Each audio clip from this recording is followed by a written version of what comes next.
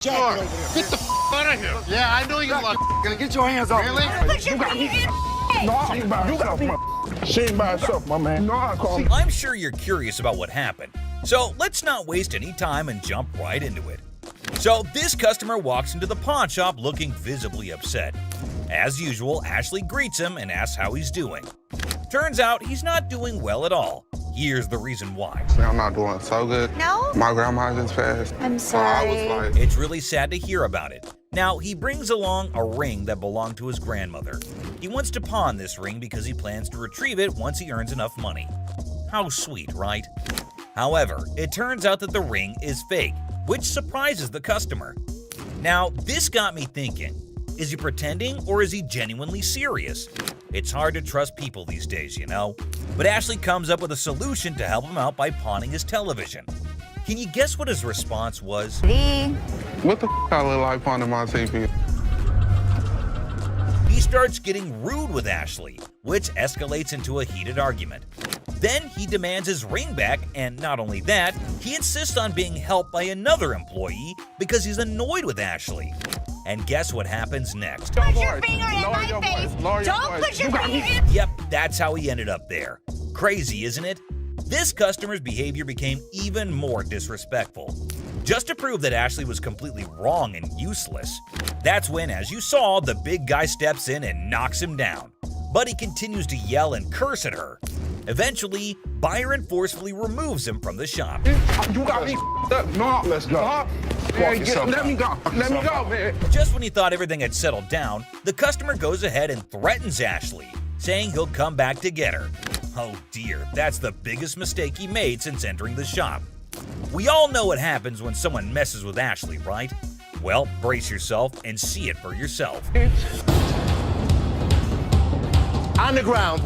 On the ground. On the ground. Dang, the customer was literally scared for his life. It's Robert. Nice to meet you. Nice to meet you, Dennis. Yeah, I got an item here. Might be interested in. Okay, so there's a guy coming into the pawn shop with something in his hand, maybe a poster. But what's it for? He came to Seth and the other man and showed them this poster. Now it feels like they're interested in it and there might be a handsome deal between them. Detroit Lions players had signed. Did you drag it in? So during the flood, I seen it down there, and that's when I pulled it out. She went down there and she supported these people, and while she was walking the picket line, she would gather signature. You got Williams over here. That's what, Steve Bacchus? This is the first time a guy actually brought in and I just got on the picket line because I'm on strike right now myself. We've been on strike for almost 3 months now. $1,000. He started describing the poster that's mainly about the protest of people in history, and it's got lots of signs of well-known people and has got a lot of worth. He explained everything in one go and demanded a heavy amount for it as it was really valuable to him. Seth told him that it's got some stains on it, and it's no doubt the same poster of historical strike, which made it worthy, but for him it might make a lot of difference. Hate the condition of it. I understand that. You gotta understand when it comes down to collectors, everything is about condition. Absolutely. And I'm sure if your dad saw this, jump on the heartbeat.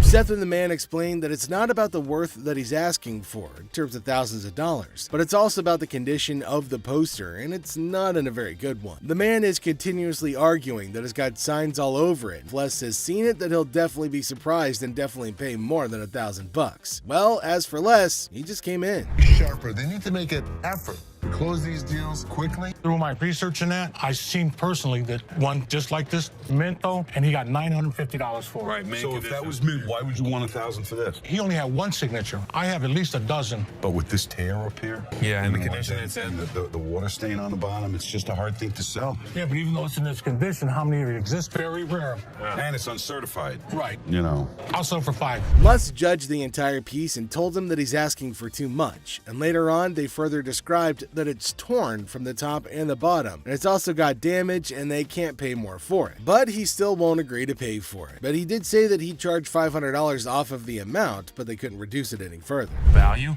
Let's make a deal. $75. No way. Who's gonna buy it from you? I'll just put it back in my basement, let it collect dust. Offering you just $100 cash money right now wouldn't make a difference, you're saying?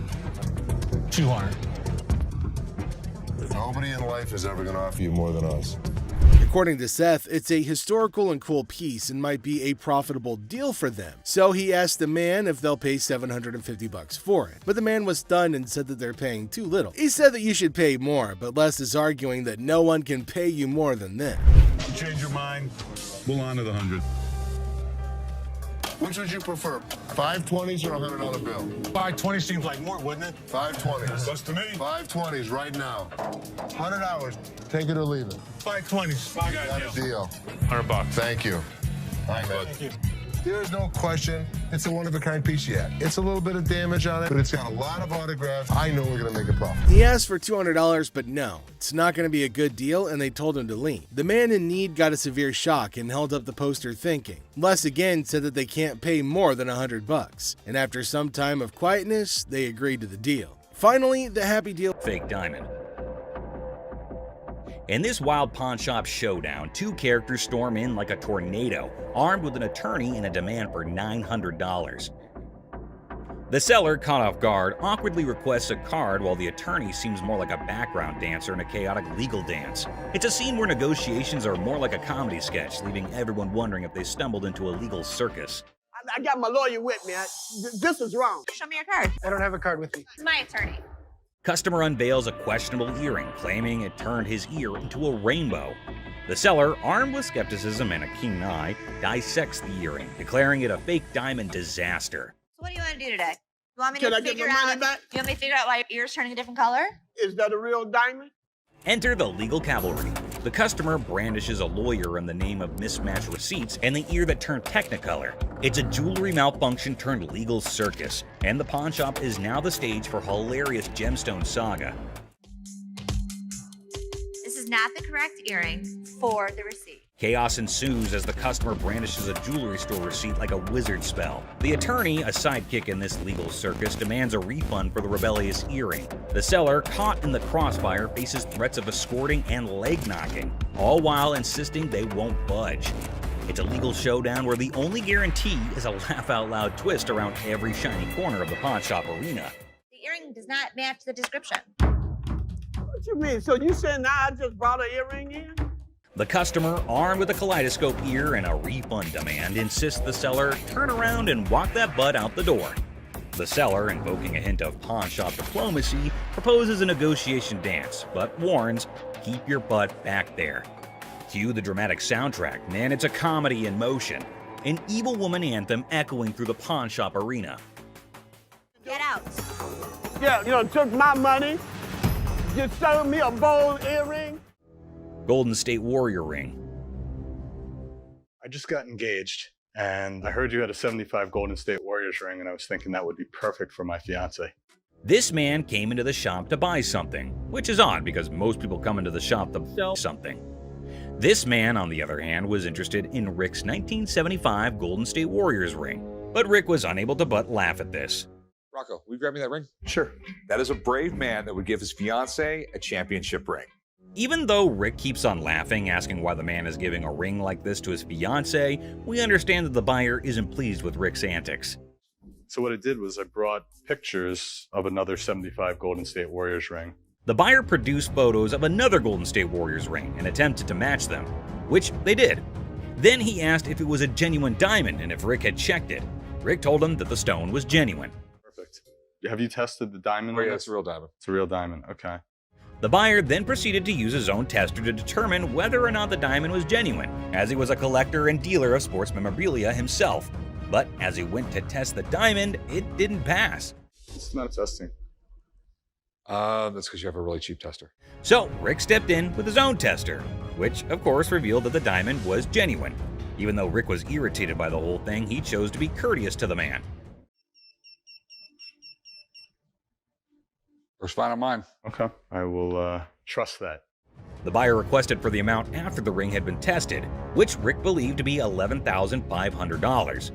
The purchaser, on the opposite hand, had a budget of $5,000. Any 11 grand, that's what I can do. That's your bottom line?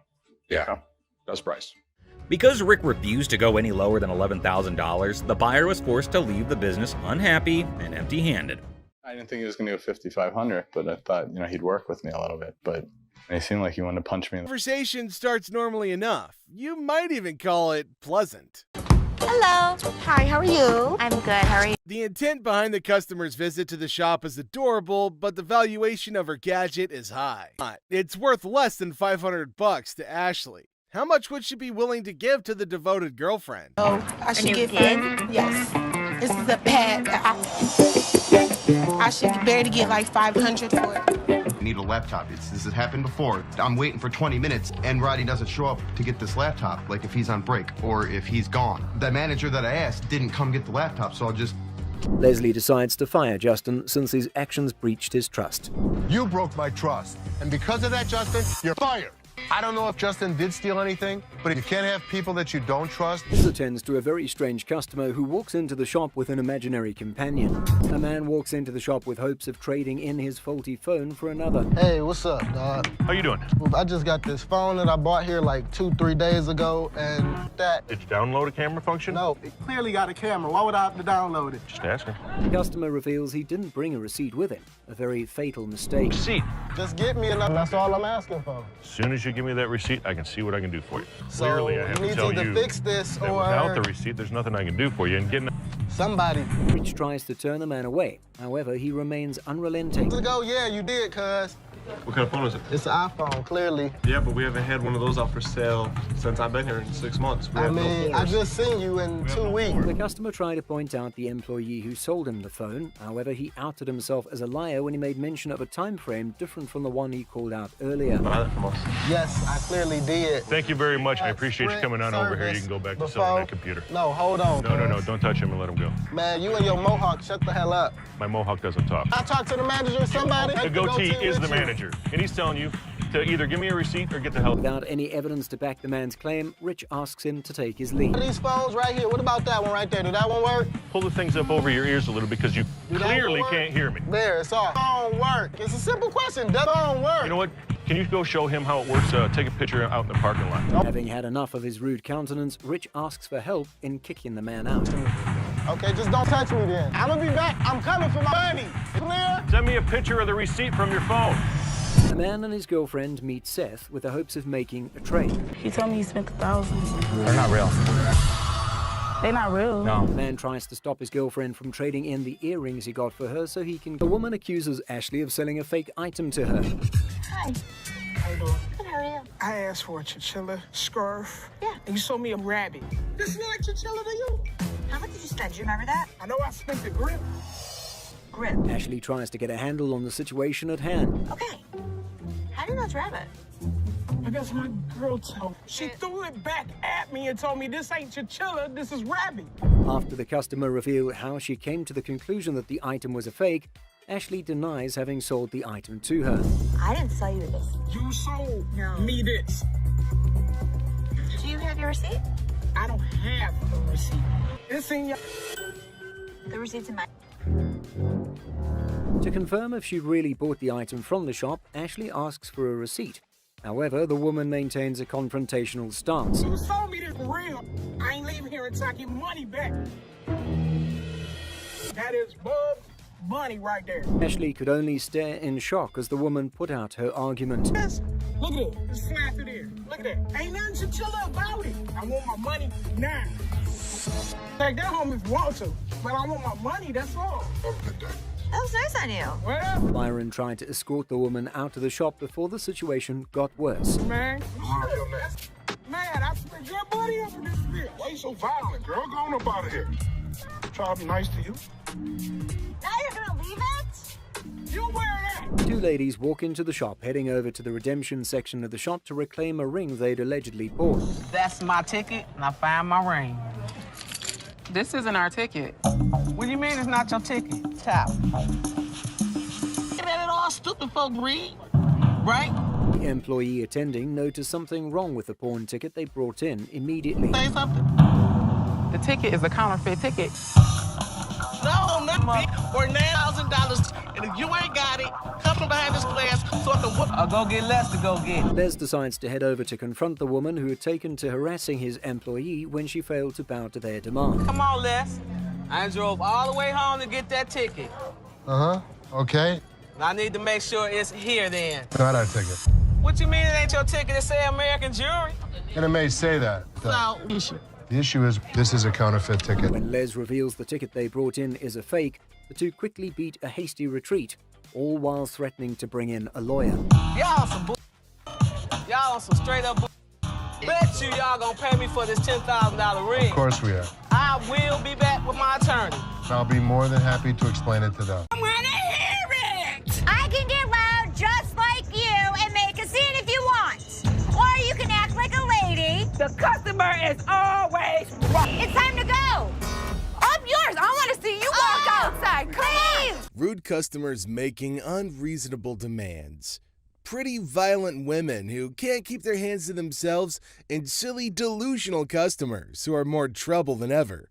These are the times the staff at the American Jewelry and Loan have had to deal with kids. Because your sign is saying that I can get 30 days of free cash. If you're a new customer with those first 30 days, you can get interest-free loan. You only pay $1 per store. But it's saying if I brought a friend with me that I can get 30 days of free cash. It's for an interest-free loan. Okay, so there came a woman at the counter. Let's see what she's gonna come up with. Is she asking for free money? I think she might possibly be mad, though it is kind of funny that she's got enough courage to come up and ask for money without investing anything. Now, the lady at the counter frowned and asked her if she paid or not. Intriguingly, she hasn't paid anything, but she's still asking for money. Holy shit, what's wrong with some people? You're just misreading it. No, you're misreading it.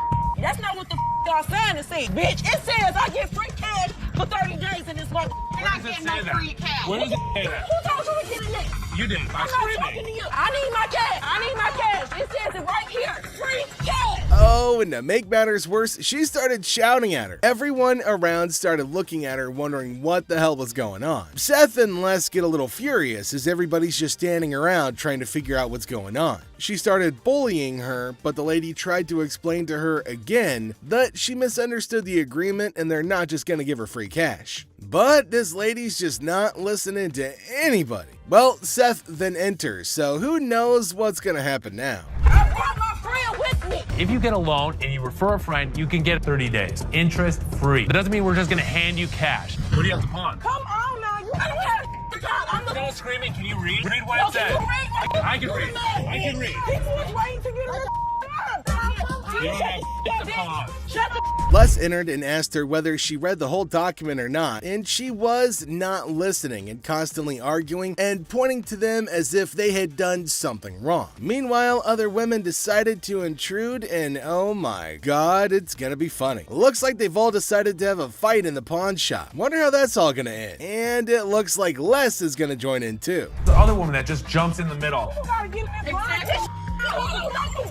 People gotta get out of you gotta go.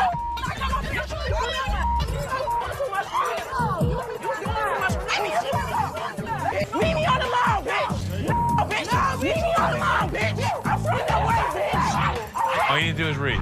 Now see the other women get in and start shouting at her as everybody behind her was waiting for her to get out of the queue. So they started fighting and now they're all having an immense fight. Everybody around is watching and laughing at them. Well, the guard had to go and break everything up. Well, at least they're all gonna get treated the same way, especially the one who created the mess. Pretty sure they're gonna hold him up and throw him out. And there they go, they're still shouting and fighting with each other as well.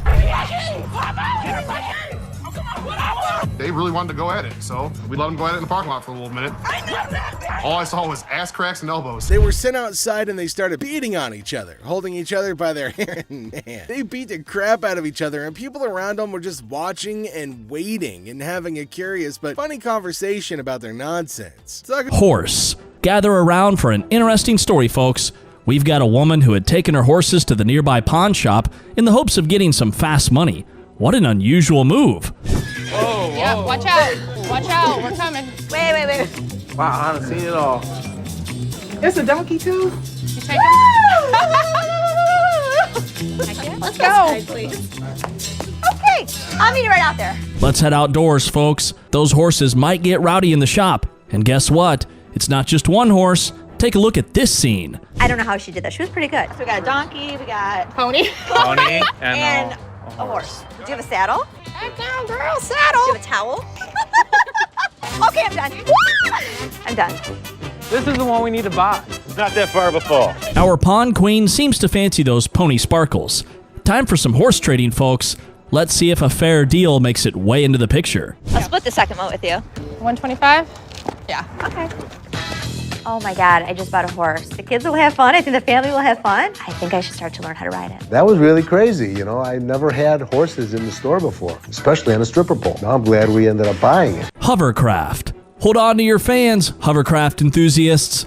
We've got a real treat for you this time. A fancy hovercraft has rolled into the pawn shop. Get ready for the ride. A 14-foot hovercraft racing machine, 160 horse thrust engine, plastic honeycomb construction so it'll never rot, fiberglass, composite, Kevlar. This thing is bulletproof. Enough chatter, guys. How about we put this hovercraft to the test and see how it hovers before we make any serious buying decisions.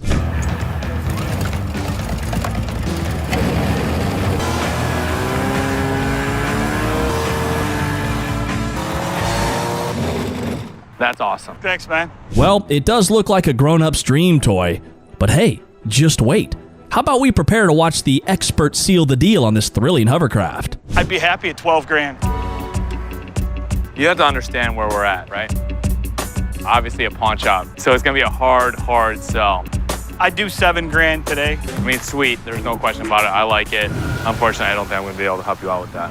Boxing kit. The pawn shop just witnessed an incredible moment when Muhammad Ali's son strolled in with his boxing kit. Incredible, right? Now let's see how our expert handles this one. The son of Muhammad Ali in my store? I'm here to sell this. Are you kidding? Huh. And the boxing gloves that was actually used for sparring with Joe Frazier in the picture. So, is your last name the same? Yes. Well, folks, it's a jaw-dropper for sure.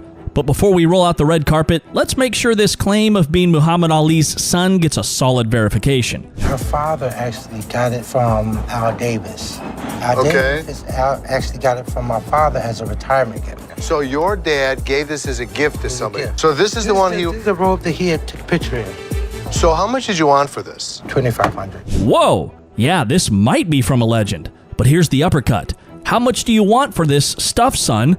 Here's the boxing deal. If we're gonna make a deal right now, you can't go a penny less than... Take $600 for it. $400. No, can't do it. 450, 60, 70, 500. Okay. You got a deal. Thank you very, very much. I appreciate it. Redneck. Who said cycling was only a part of childhood? Not for this man. He brings in a super stretched redneck tricycle with a gear shifter that doubles as a beer tap. Yeah, you heard that right. Did you build this? Yep, me and my buddy built it. It's got customized spinners. It's got transmission, it's got reverse and everything. So in other words, you couldn't ride it as a bicycle? Nope, strictly with the engine. Took a little bit here, a little bit there, and put it all together, and this is what we got. It's a head scratcher. Our visitor's chicken coop plans might baffle us, but let's stay on track and dive into the intriguing deal at hand. So here's what Les has to add to this. Can you show me how it works? Yeah, yes, I can. Yes, I can. Get out the way. Yes, sir. Hold it down to get it started. Oh! Well, ain't that some son of a... Just when things were getting interesting, that tricycle decided it had enough and broke down on us. Well, isn't that some hard luck this time? That's a dirty shame that it broke. It is a dirty shame. I like it. I like it. Well, dirty, bring it back when you get some... I will do that. Another cord in there. This was one of those situations I would have liked to have helped Dirty, but nothing I could do. Old men come into the store looking to sell a computer that could go for a lot of money, if they sold it in 1997. We need some money. We're going to out west. We killed all the deer in Michigan, so we got to go out for bigger and better stuff. Most people don't get that aggravated when they bring in like ancient artifacts. Yeah, people collect these. Oh, they're antiques now. Both men don't want to leave without any money, but one look at security changes their mind. But that doesn't stop them from stringing along a list of profanities at Les and Seth. 0. How many times do I need to tell you? We're not interested in. Leave the store. I'm not taking it. Have a good day. Usually things calm down once the noisy customers are thrown out, but this time it gets even more chaotic. We're even treated to an unexpected showdown. I did not drop it on accident, man. I didn't break it. I thought it was you, man. Oh, that's good. Two men come into the store and make the weirdest purchases. While Les is happy to make sales, his curiosity gets the better of him. You certainly won't believe what these men want with these items. I was looking at the chainsaws over here. We have chainsaws. You make us a deal on both of them? Sure I can. So what's all this stuff for? Home defense. What? Is that what The you put on zombie your yard? apocalypse is coming. Where other people see weird men, Les sees dollar bills. The veteran pawn shop owner goes into full salesman mode and makes even more profit from the hardcore zombie killers. Zombie apocalypse? But you know what? As long as they were buying, I'll listen to any bull they have to throw at me. Thank you very much. I'll have my guys write you up. I think we got a pretty good zombie kit today. Got us some chainsaws. You know what, Rich? You, get out of the store. Thank you. Seriously? You just came right in the middle of my sale like that? We sold it, right? That's right. That's what matters. Yes, it does. I cannot wait till Uncle Les comes back. Well, ask one more time. Did you say get out of my way, you bitch? I told him you're a long bitch. Get the real line. Use of abusive terms in the workplace, Les calls for Tony in an attempt to investigate. Sit down, please. Yes. It's been brought to my attention that you have told Linda to get away from me, you bitch. Prove it. I ain't did nothing. Les is pissed with the gutsy move Tony pulled when he refuses to speak the truth, asking for proof instead.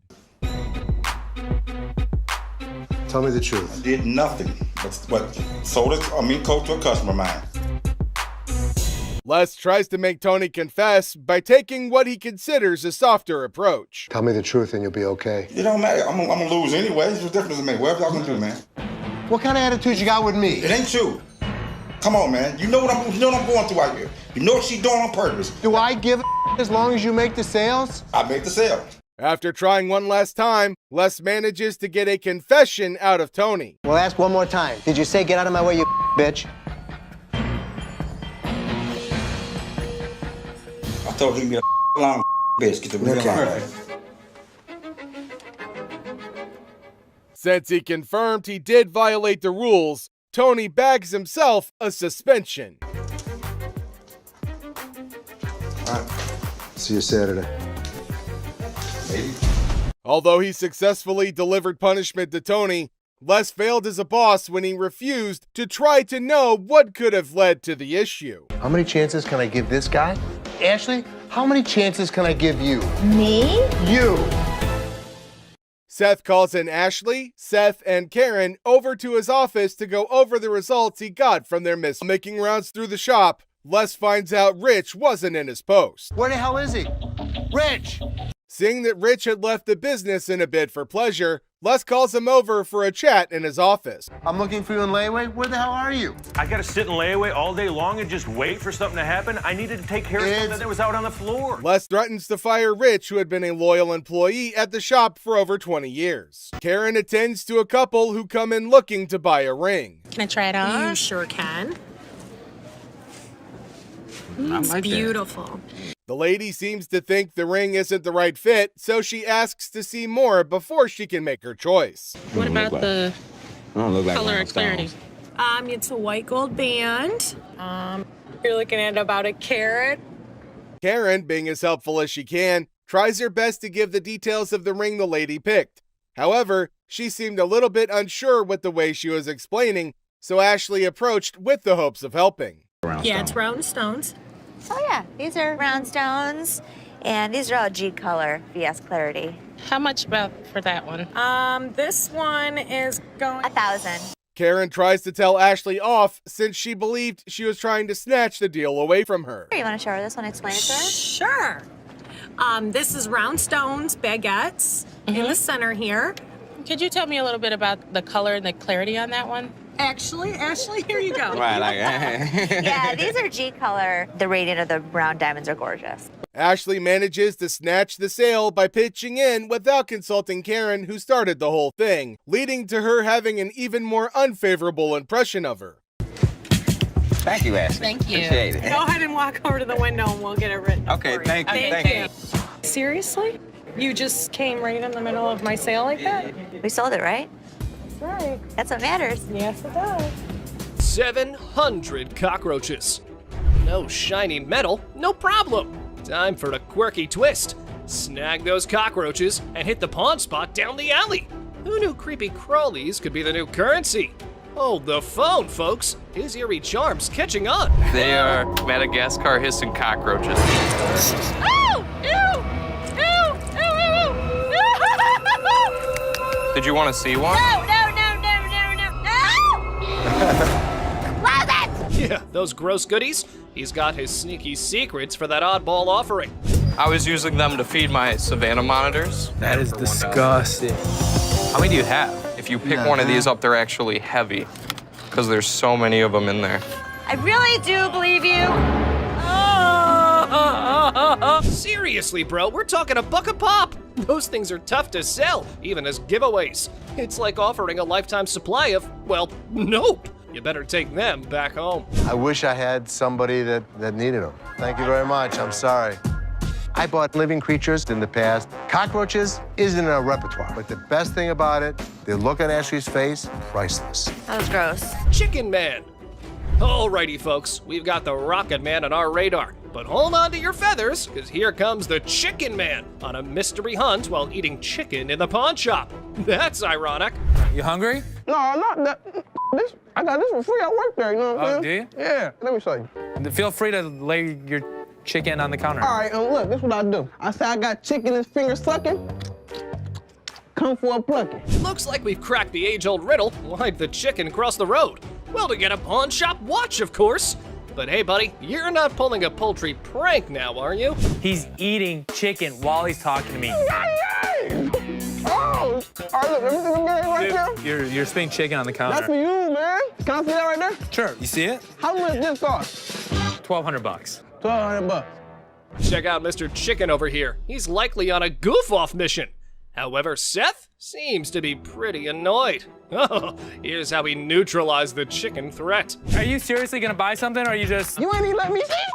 Dude, now you're bothering me. In a second, Byron's about to choke a chicken. Oh, choke a chicken? He's about to. All right, look. Make a deal. Byron, want a piece of chicken? You touching chicken? Come on, man, let's go. Man, you know what? You ain't got to touch me. Angry mom. This mama's boy strolls into the store, peddling his speaker. Seth's deal? Not winning any gold stars. Looks like our dude here is stuck in a pickle. I got a speaker. You got multiple speakers. And we $150 short, so I'm hoping you guys can help us out.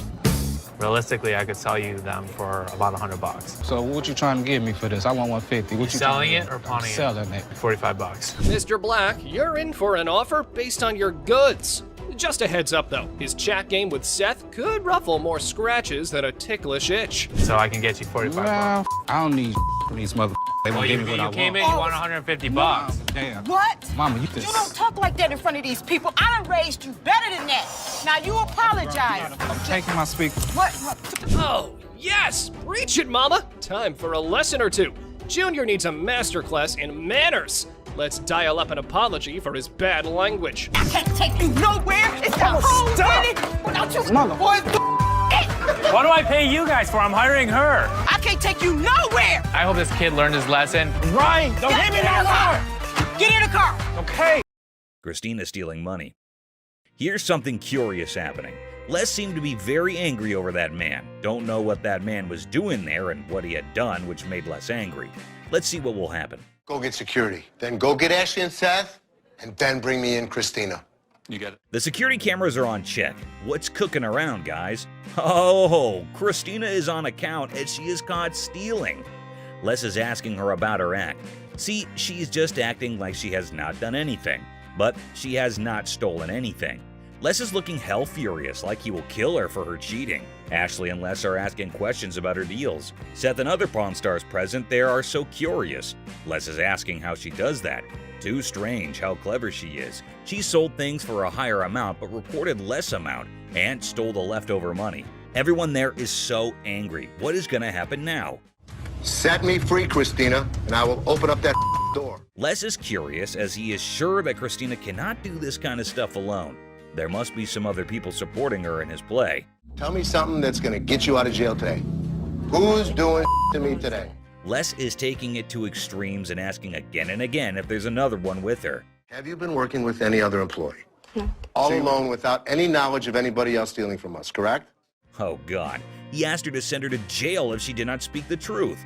Oh my God, things are getting worse. She's not telling anything. Les is definitely going to send her out of the pawn shop to sell. Mother-daughter fighting. So there's a woman coming with her daughter. She showed some pieces of bottle and her collection of stamps. According to her, it is worthy, but actually it is not. Les asked her that it is not that worthy. Oops, the mother got angry at Les, because for her, they are worth everything. What will happen now? So what you got? I got some really expensive stuff. Show me.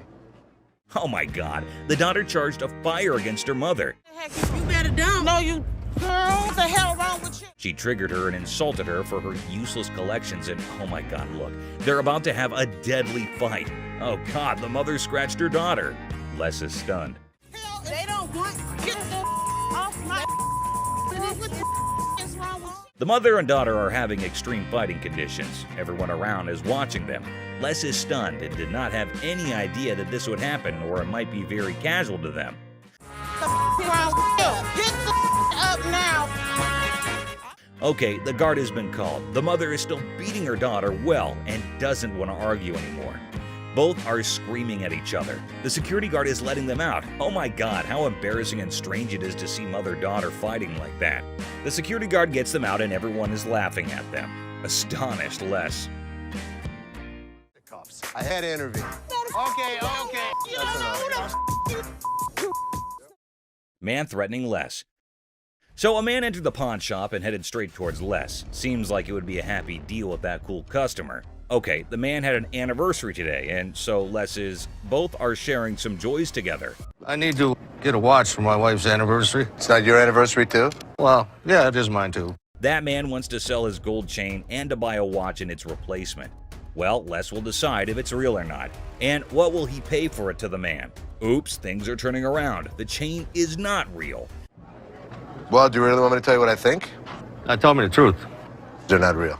The man is claiming it to be real since it is his grandmother's time. But Les is saying it might be real, but it's not because the gold does not have that shine. This might be the saddest thing to happen to that man's wife on her anniversary. What do you mean they're not real? This is older than both of us. It probably is. That man is getting quite furious as he is firm in his belief that it is real. Okay, I don't think it is, but if you say it is, well, what are you going to give me for this? I want to trade for a watch. Holy shit, that man is forcing Les to buy that useless chain. Let me see what you got in watches and take these. I have a lot of watches, but I'm not taking those. And now the things got worse as the man has taken Les's family into it. Okay, I've seen your wife. Lucky you. Yeah, lucky me. I don't think so. Les is going to kill that man. He's not stopping from bullying Les for his family. Okay, that man is constantly dragging Les's family into it. Listen, mother, there's two things you don't talk about. What's that? My wife and my family. Now everyone around got concerned. Les is hell angry. Ashley is stunned to see the man threatening Les for his wife and family. Little boy and that fat-ass daughter of yours?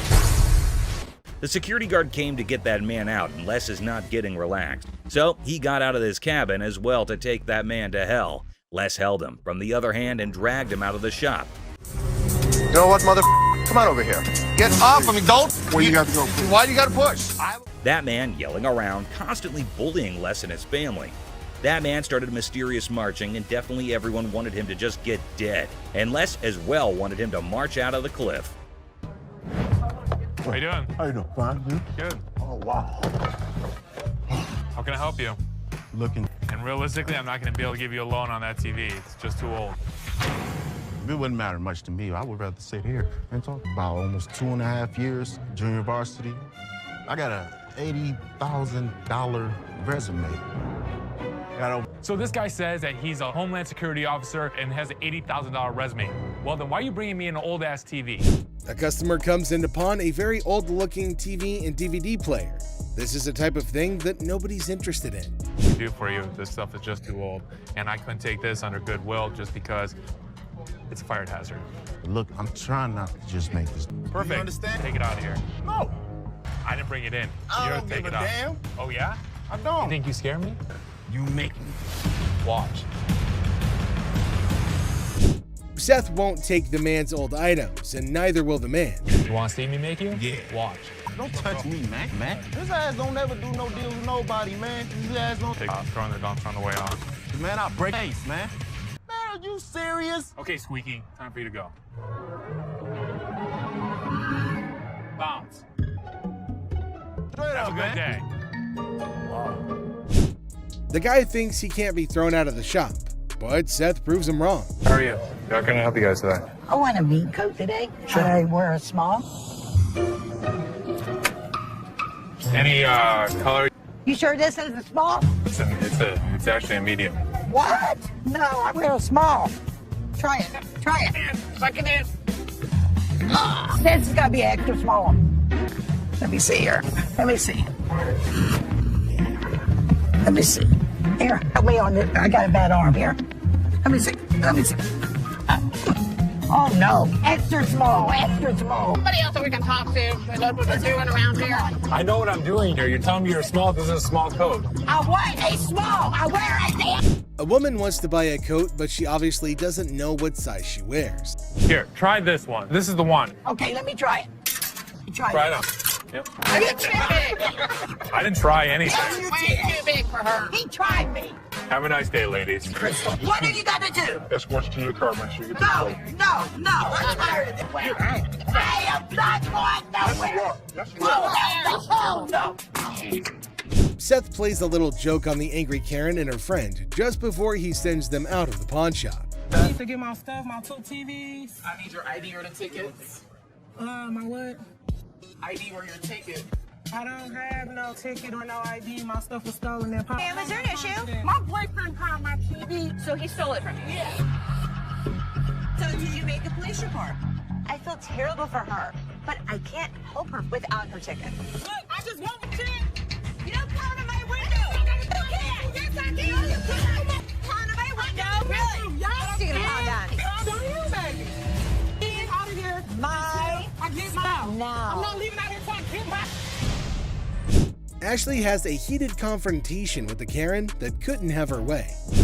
I'm not leaving out of here. My I get my out. now. I'm not leaving out here until I get my. Leave. I'm not scared to leave. Bye. I what? I ain't scared to leave. Okay. Bye. See ya.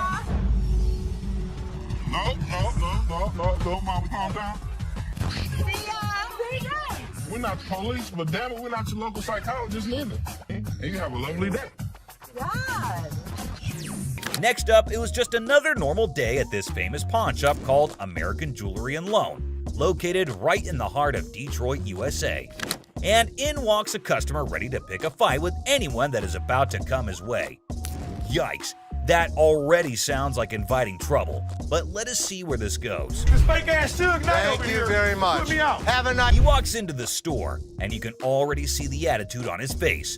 He walks into the store and approaches Leslie, who is just back in the store from his surgery.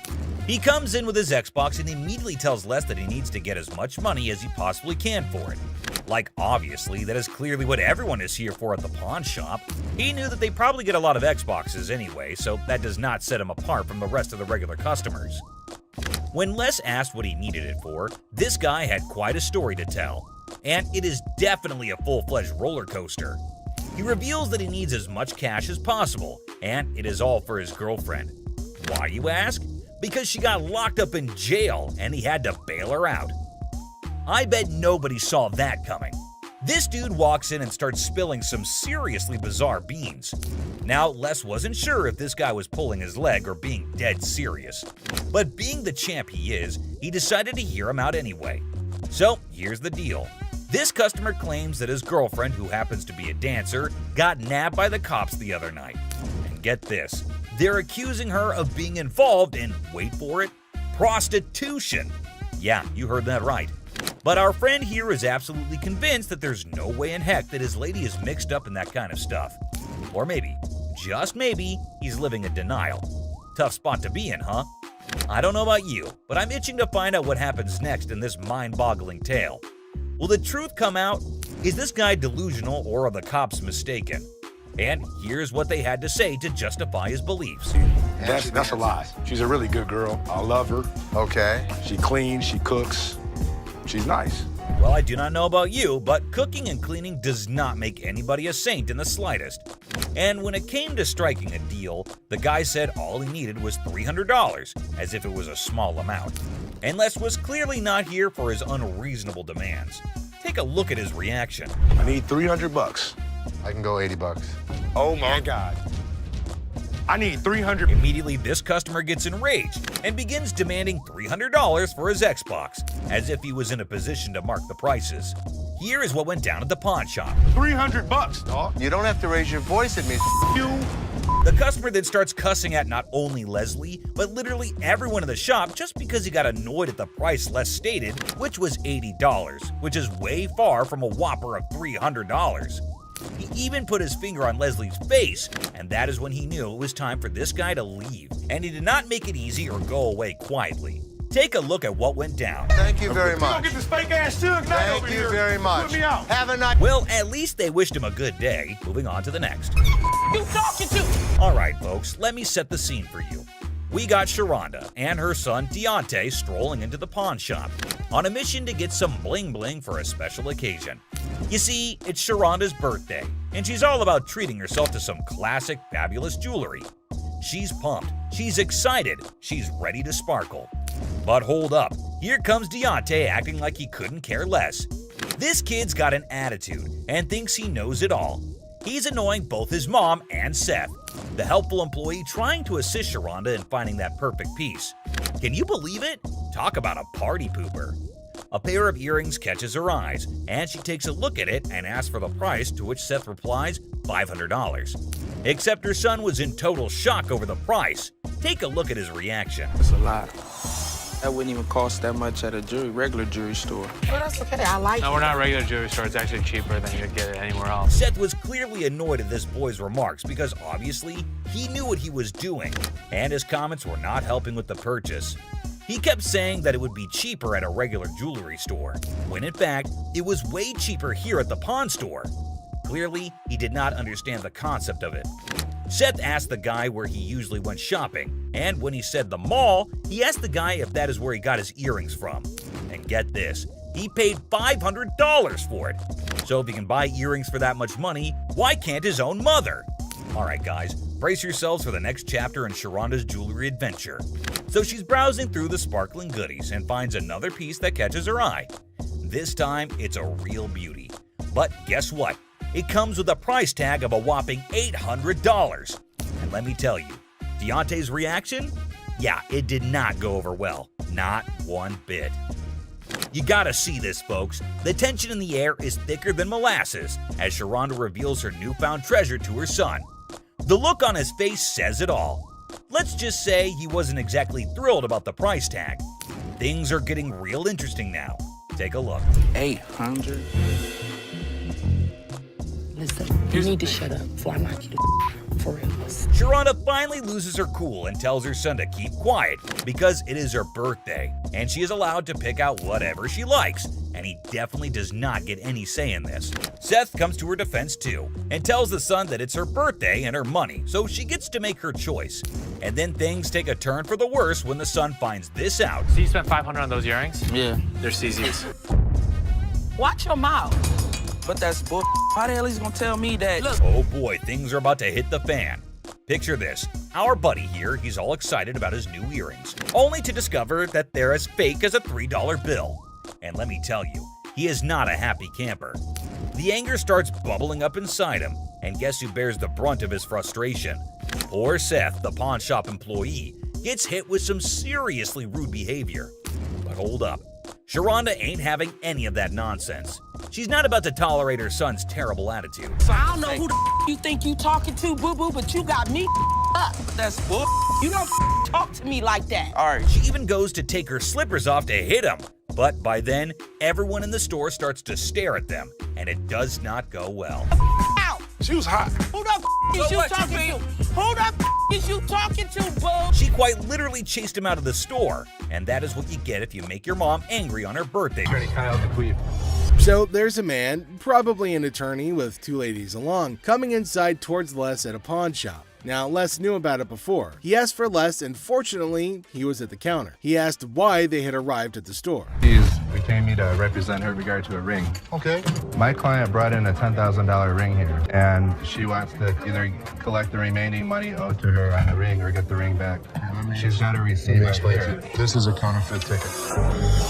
He said that he came here for the ring, which they bought from these ladies for $10,000, but they didn't pay and gave them the receipt. Now, he put up the receipt and showed it to Les and accused them of cheating and stealing from the women and taking their expensive ring. But Les was cool and controlled his anger. Whoever produced this ticket didn't understand this is the amount of numbers that are here. Okay. Number 2 is state law mandates that we print the law in a 12-point font. Okay. This is much smaller. That is some bull. It may be bull, but that's the truth. I don't know how I got mixed up, but There's the game-changing point. Les, after listening to him, explained that he will reveal the truth now by showing the real receipt that they had. He went and came back with real receipts that they've been giving to the customers. There, he spotted major differences. He notified him of the major changes in the receipt that he brought. The man looked rather weak and stunned in response. printing wrong or whatever, but this is the ticket he got from here. He didn't get it from him. He didn't get it from him. So now we just liars and we just come I'm not saying that you are. So you're trying to say my son a liar. I wish I had better news for you, but... That's bull. That's bull. The numbers don't match up. The paper stock doesn't match up. This is a fake. Now you side with them. You're not representing us. I'm representing if you, I but don't you- get my ring or my money from them, how you gonna get paid? The attorney turned to the women, but oh my god, they're still accusing Les of having given them the wrong receipt and asking the attorney to take the money from Les. The man, being down on himself as you can see, argued with them. The man showed the evidence to the ladies and told them that they were having the wrong receipt, but they continued to argue. The ticket, how about that? No, I don't believe that the store gave you this ticket. Nah, well, I don't believe you a real attorney. We ain't got it right. This bull. Somebody better give me my money. Yeah. He's my attorney. You, him, security. Have a nice day. Nah, you got me, bitch. Sorry, young man. The ladies started harassing both of them and started using personal attacks. They were all arguing amongst themselves. Pretty crazy. The attorney went back as he can't do anything for the ladies. How are you? I'm doing okay. What can I help you with? Either trying to get a loan on it or you guys can buy it. Trying to sell it for maybe like $150. $50. Why is it $50? The certificate and everything is in there. And the bag costs actually way more than that. Well, if you can tell, it's actually stained Okay. all through here.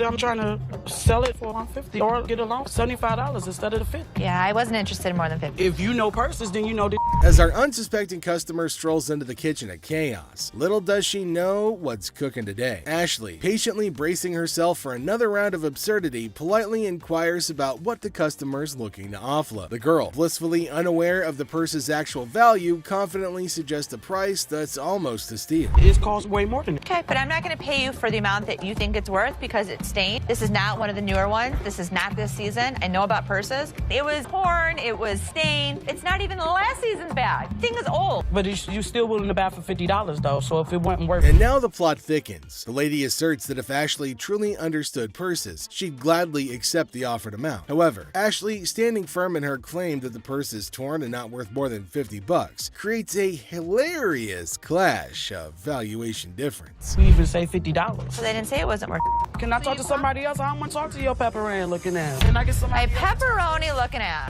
Pepperoni ass? I don't even know what that means. She take a look at her own ass? Can I get somebody else to talk to? It don't even matter. I don't have to talk to you. And I don't have to talk to you either, so why don't you go home, leave Can our I talk store? to somebody Nope. else? Why do I have to talk to you? Because You I'm the disrespectful. manager. I'm disrespectful and you call me a pepperoni ass? Ugly ass bitch. F you. And it's time to cue the drama. Ashley throws out the bold figure of $50, and it hits the customer like a curveball she wasn't ready for. Feeling the heat, our lady teeters on the edge of diplomacy and blurts out the unforgettable line. She labels Ashley a pepperoni ass and decides that she'd rather chat with anyone but her. Talk about spicing up negotiations. Wells Fargo safe deposit box. What do we have here? Well, we got a Wells Fargo strong box. This man arrived with a Wells Fargo safe, an antique ball and chain, and a couple ancient handcuffs. The seller was asking roughly $2,000 for everything in the package. All right, well, tell me about these things. This ball and chain right here actually comes from the human prison. It's the oldest prison in the state of Arizona. Folsom Prison was Arizona's oldest prison, and the handcuffs belonged to it since the late 1800s. Here's my concerns. When they forged chains back in the 1800s, it was just hot welding together. At that time, it was all performed by the blacksmith, but the chains that the man brought in were all electronically forged. Not only that, but Rick had another major problem. Never in the history of any prison did they ever have their name put on the balls. What Rick was saying was that everything the man brought in was false, but the seller was not ready to believe Rick. It's fake. What makes you an expert on this stuff? I've been buying and selling this stuff my entire life. Even if the contents of the package were phony, there was a chance that the box itself was not. So Rick made a deal for the box and left the rest. Box, I'll give you $400 for it. I want $1,200 for it. No, you don't. And the transaction was completed for $400.50. The seller left, and Rick subsequently decided to consult with an expert about what he had purchased. Okay. 19th century strongbox, Wells Fargo. Following a thorough examination of the box, the expert asked Rick the following question. First things first. Have you already bought this? The box was just as false as the other items Rick did not purchase, and the expert agreed. It's a complete fake. Damn it, Rick. Mystery guy.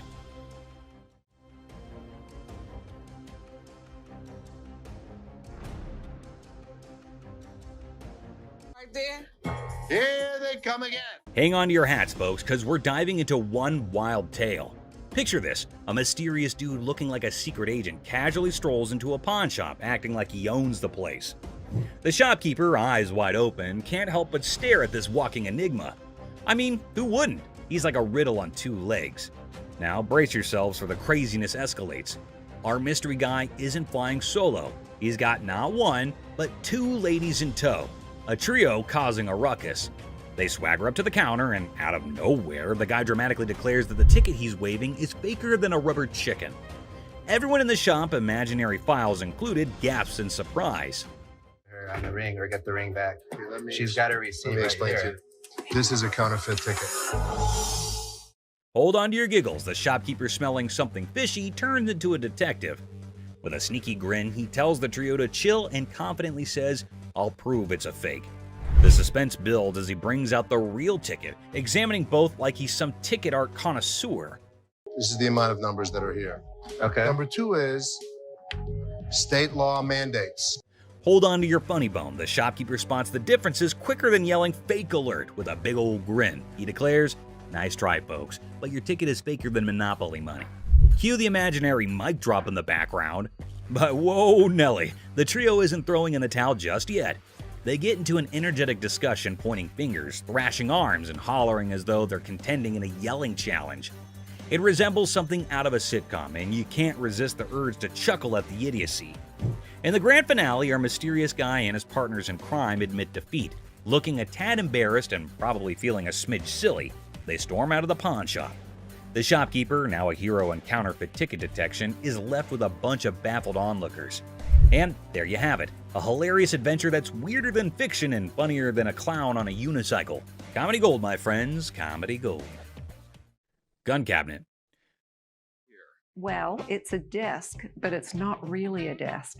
It's actually a gun. So what this woman brought into the pawn store was not anything that was common. It appeared to be nothing more than a plain desk, yet it was far more than that.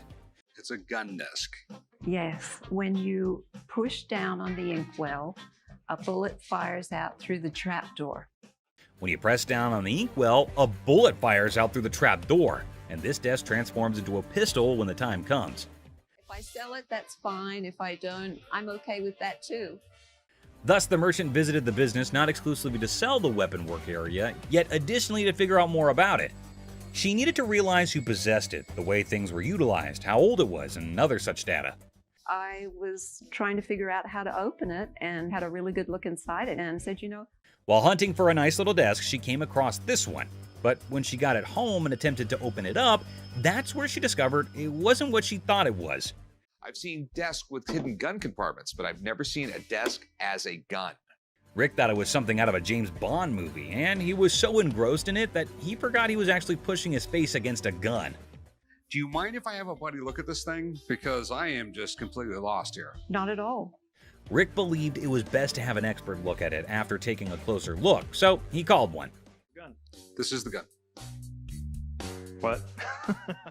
The master had never seen anything like it and had no clue about what it was utilized for. Yet, in lieu of what he saw, the master reasoned that it was made somewhere in the range of 1890 and 1910, which was an issue. Even though he couldn't guarantee it, the Pawn Stars may buy it in a gray area.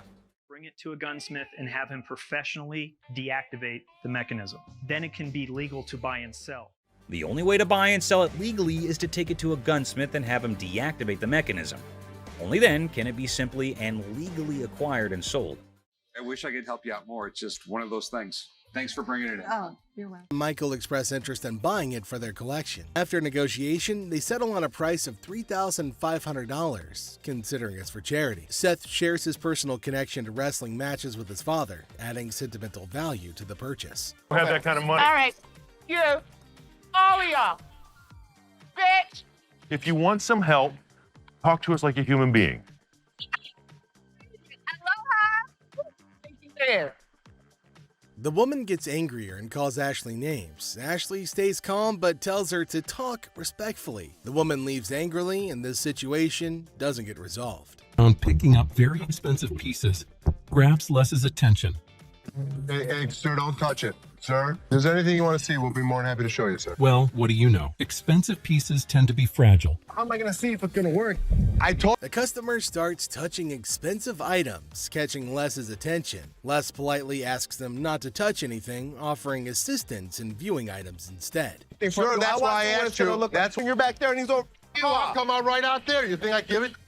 The customer insists on touching, arguing it's necessary to check functionality. Les tries to explain store policy, but the customer gets upset.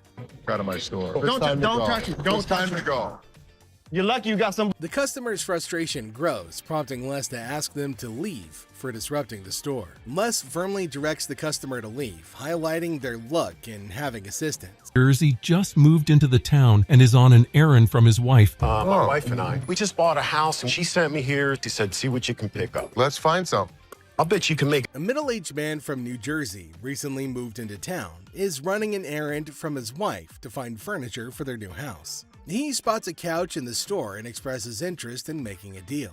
After looking at a cheap couch, the customer notices that the couch is dirty. You gonna clean all that up before I buy it? That's why it's so inexpensive. I gotta tell you, man, that's nasty.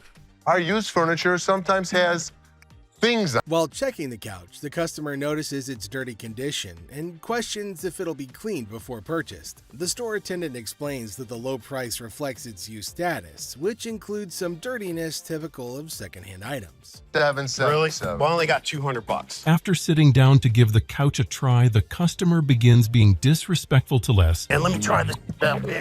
What? My shoes are cleaner than this couch. Then don't buy it. Make me a deal. I got cash in my pocket, man. Wow. The man doesn't like how the couch looks and tries to pay less for it with the money that he has. He starts being rude, saying bad things about how dirty the couch is and insulting the store. I bet you're the mother that's been sitting on here farting.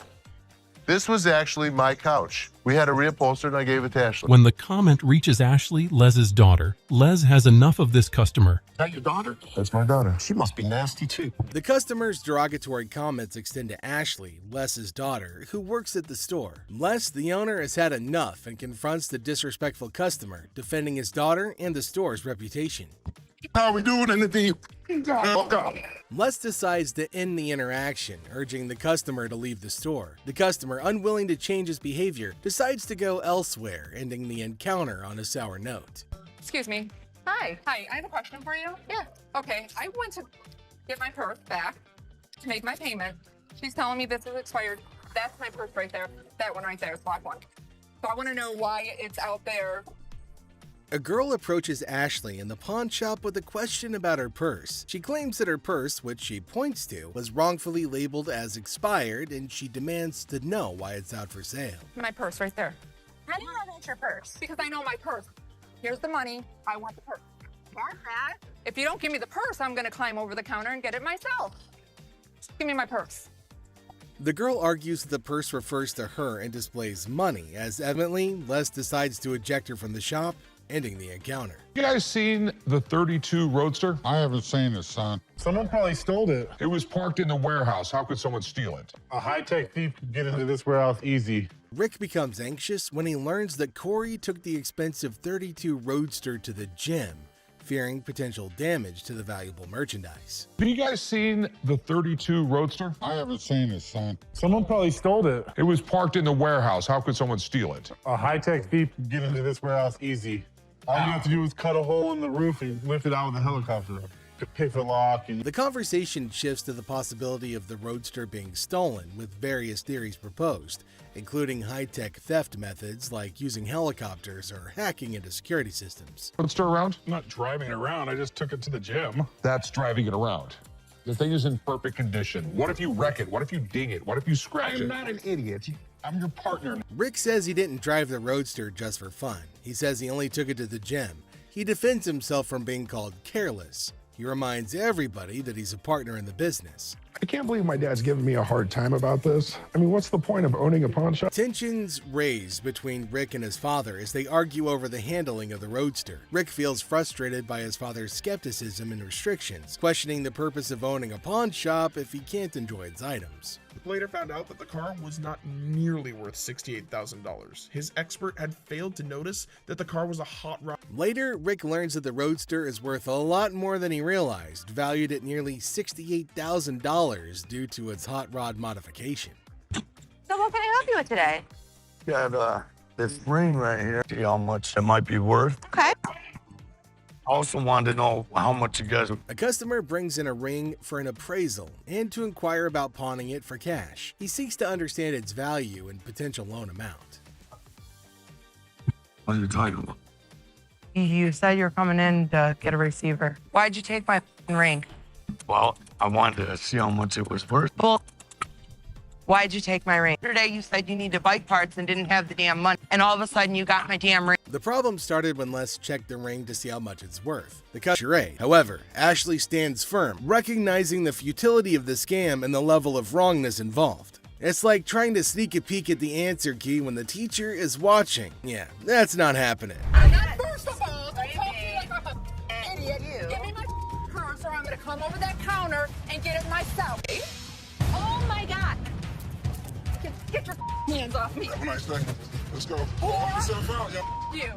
With a swift resolution to this failed escapade, the girl finds herself unceremoniously escorted out of the store. Lesson learned. Ashley's scam radar is always on, and jumping over counters won't get you far in this pawn-filled drama.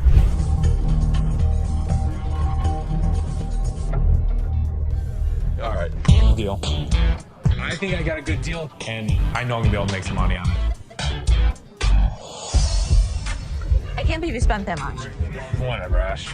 I am fuming. My brother just spent $800. Enter the family feud. Ashley drops the bomb on her brother Seth, calling him a hypocrite. But why? Well, he casually throws around $880 for a painting, while Ashley, according to her, can't even snag a deal for $30. Sibling dynamics at their finest. But he'll yell at me over a $30 buy. Excuse me, Seth. What, Ash? I was just out there watching you do a buy for $880. So instead of working, you're watching me. I was out there, and you bought something for $880 when you gave me such crap about that $30 roulette table. I'm not buying plastic. I'm buying stuff that we can actually resell without a problem. You will never resell that. They will sit in the back and rot. Are you kidding? We'll put it around the third corner. We're going to make $1,000 plus on the deal. Really, Ash? You know I'm going to be upset. The plot thickens as Ashley confronts Seth about the apparent double standards. She probes into the intricacies of spending $880, questioning how bad it could be. Seth, in classic sibling fashion, argues that his purchases are all about resale value, a concept he conveniently forgets when it comes to Ashley's shopping habits. According to him, he's the revenue guru. You are just a hypocrite. She was just being ridiculous. I just want her to stop talking. Ash, what do you want from me? Apologize to me. Apologize? Apologize because you're such a hypocrite. You know what, Ash? I'm sorry. I'm sorry that you're a bitch. You, Seth. You're such an ass. I am not going to forget the situation anytime soon. Seth better watch his back. Things heat up as Ashley demands an apology. Seth takes a nosedive into being the ultimate a-hole, apologizing for an $880 buy. Oh no. Instead, he hits her with a sorry not sorry for her supposed attitude, topping it off with a charming label. Well, let's just say that it rhymes with witch. Sibling rivalry reaches a whole new level on this show. There's two guys out here that are saying they were scammed out of their laptops, and that whoever did it is working with one of our guys. You want to come out and talk to him? All right. Thank you.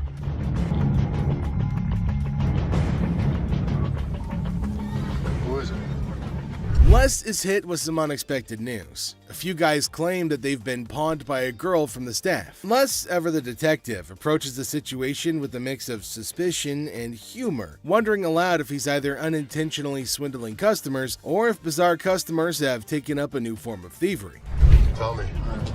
She pawned 2 of our laptops, and she told us she was gonna bring them out to the back. Somebody again. Okay, wait. You pawned something? Yes, she had to take it to When her did you pawn it? Today. Today. She had to take it to her. And the money? Yes.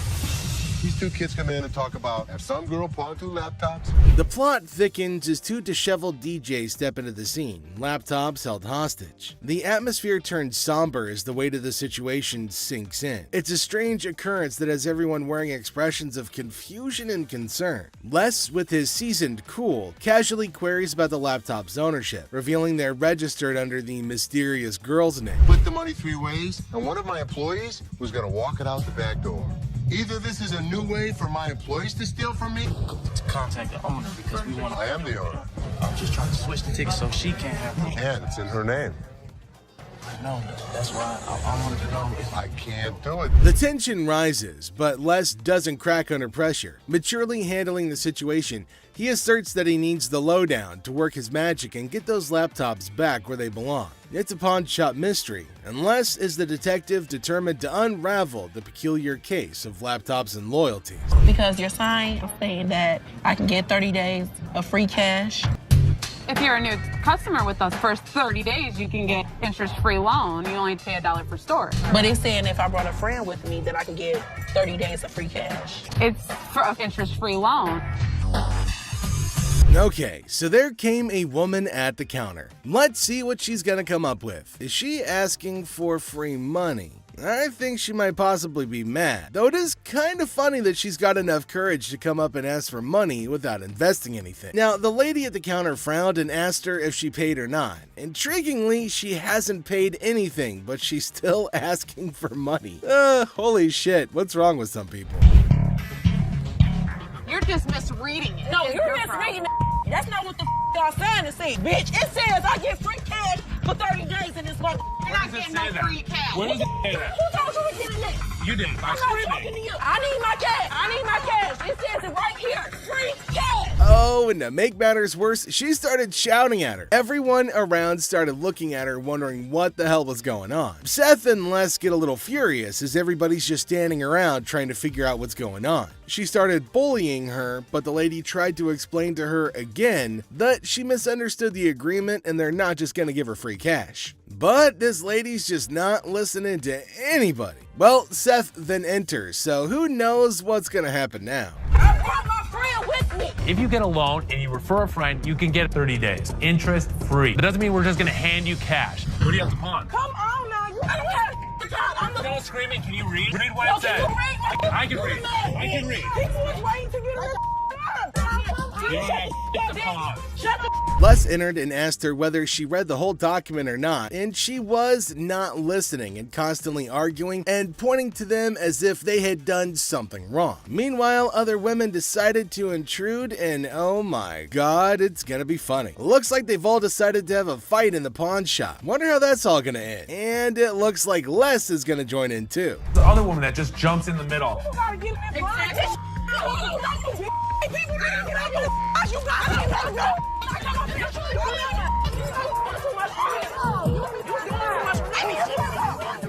Leave me on the line, bitch.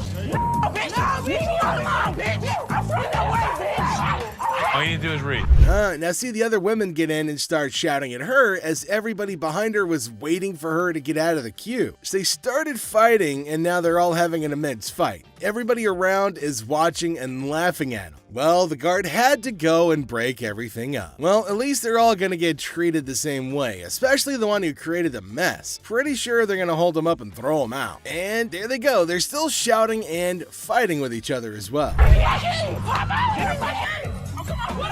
They really wanted to go at it, so we let them go at it in the parking lot for a little minute. All I saw was ass cracks and elbows. They were sent outside and they started beating on each other, holding each other by their hair. Man, they beat the crap out of each other, and people around them were just watching and waiting and having a curious but funny conversation about their nonsense. Talk about a hella cringe episode. It's Robert. Robert, Nice to meet you. Nice to meet you, Dennis. Yeah, I got an item here. Might be interested in. Okay, so there's a guy coming into the pawn shop with something in his hand, maybe a poster. But what's it for? He came to Seth and the other man and showed them this poster. Now it feels like they're interested in it, and there might be a handsome deal between them. Detroit Lions players had signed. Did you drag it in? So during the flood, I seen it down there, and that's when I pulled it out. She went down there and she supported these people, and while she was walking the picket line, she would gather signature. You got Williams over here. That's what, Steve Farkas? This is the first time a guy actually brought in and I just got on the picket line because I'm on strike right now myself. We've been on strike for almost 3 months now. $1,000. He started describing the poster that's mainly about the protest of people in history, and it's got lots of signs of well-known people and has got a lot of worth. He explained everything in one go and demanded a heavy amount for it as it was really valuable to him. Seth told him that it's got some stains on it, and it's no doubt the same poster of historical strike, which made it worthy, but for him it might make a lot of difference. Hate the condition of it. I understand, and I You gotta understand when it comes down to collectors, everything is about condition. Absolutely. And I'm sure if your dad saw this, jump on the heartbeat. Seth and the man explained that it's not about the worth that he's asking for, in terms of thousands of dollars, but it's also about the condition of the poster, and it's not in a very good one. The man is continuously arguing that it's got signs all over it. If Les has seen it, that he'll definitely be surprised and definitely pay more than $1,000. Well, as for Les, he just came in. Sharper. They need to make an effort to close these deals quickly. Through my research in that, I seen personally that one just like this, Minto, and he got $950 for it. Right, man. So if that was me, why would you want $1,000 for this? He only had one signature. I have at least a dozen. But with this tear up here, Yeah, and the and condition it's in, the water stain on the bottom, it's just a hard thing to sell. Yeah, but even though it's in this condition, how many of it exist? Very rare. And it's uncertified. Right. You know. I'll sell for $5. Les judged the entire piece and told him that he's asking for too much, and later on they further described that it's torn from the top and the bottom, and it's also got damage and they can't pay more for it. But he still won't agree to pay for it. But he did say that he'd charge $500 off of the amount, but they couldn't reduce it any further. value. Let's make a deal. $75. No way. Who's gonna buy it from you? I'll just put it back in my basement, let it collect dust. Offering you just $100 cash money right now wouldn't make a difference, you're saying? 200. Nobody in life is ever gonna offer you more than us. According to Seth, it's a historical and cool piece and might be a profitable deal for them. So he asked the man if they'll pay $750 for it. But the man was stunned and said that they're paying too little. He said that you should pay more, but Les is arguing that no one can pay you more than them. You change your mind, we'll honor the 100. Which would you prefer, 520s or a $100 bill? 520 seems like more, wouldn't it? 520s. That's to me. 520s right now. $100. Take it or leave it. 520s. Got a deal. $100. Thank you. All right, man. Thank you. There's no question. It's a one-of-a-kind piece yet. It's a little bit of damage on it, but it's got a lot of autographs. I know we're going to make a profit. He asked for $200, but no, it's not going to be a good deal, and they told him to leave. The man in need got a severe shock and held up the poster thinking. Les again said that they can't pay more than $100, and after some time of quietness, they agreed to the deal. Finally, the happy deal was made.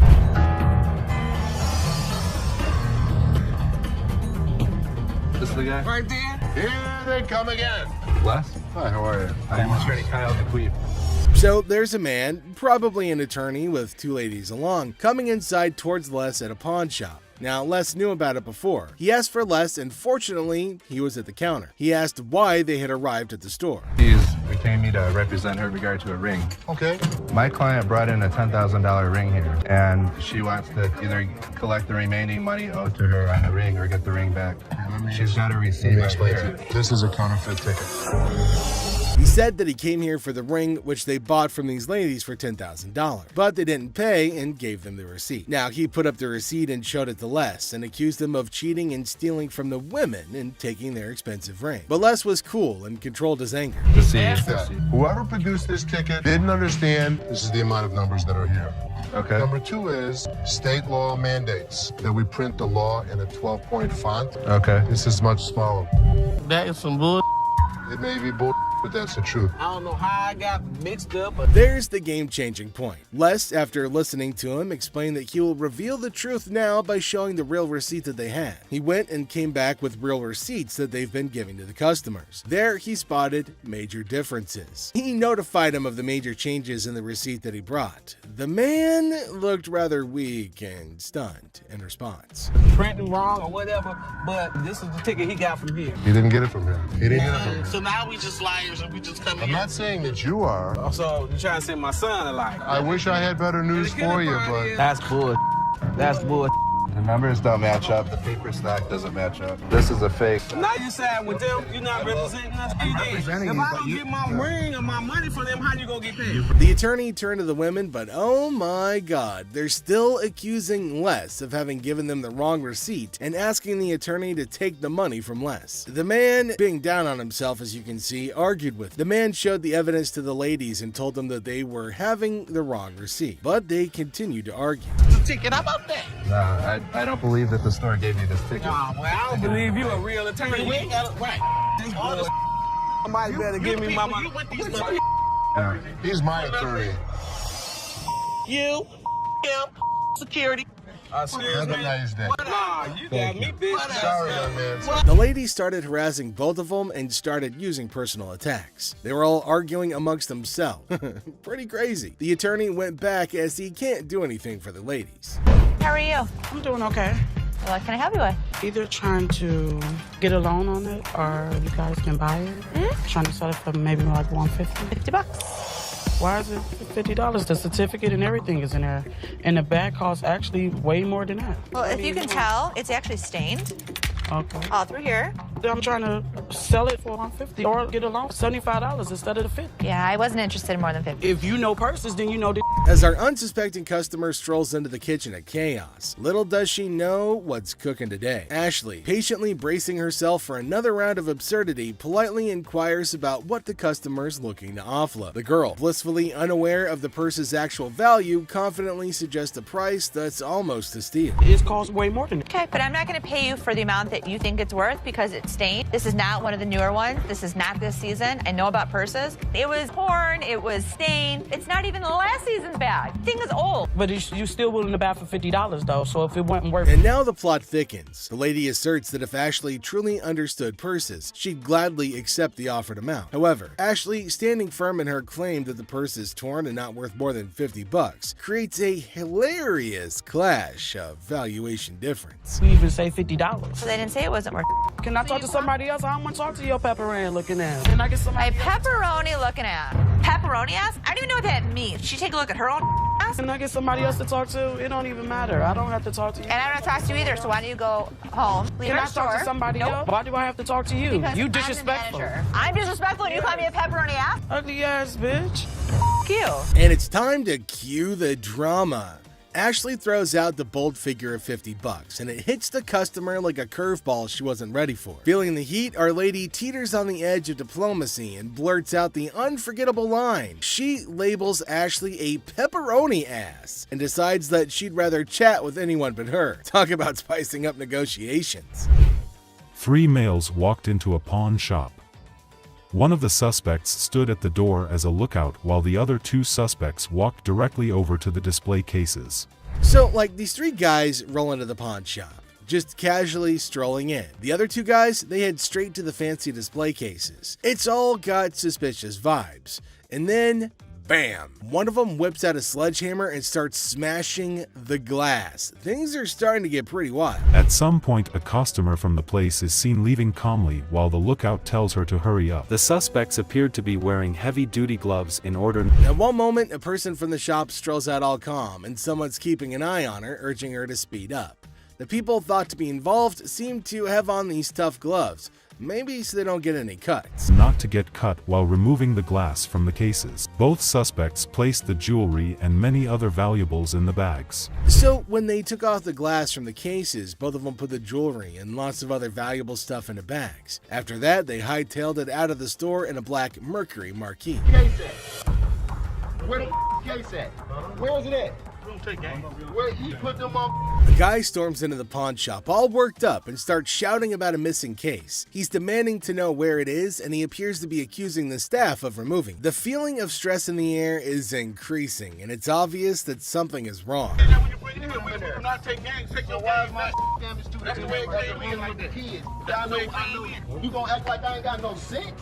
He's accusing us of taking games out of his unit. Look at the ticket. It never said with game. The atmosphere gets even more intense as the guy accuses the pawn shop of messing with his games. Les, the cool guy at the pawn shop, stands his ground. The customer's getting more agitated, making accusations and even talking about blowing up the place, which is just adding to the chaos.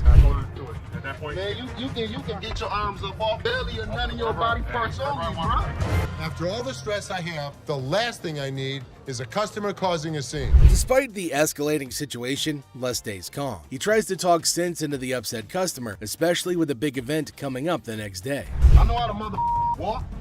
I ain't illiterate because I ain't part of the week, and y'all motherfuckers in my middle and put them games in there. And you wasn't even standing there when I pawned it. Somebody need to blow this place up. It's time to go, sir. You ain't gonna get my window. I'm not. Let go.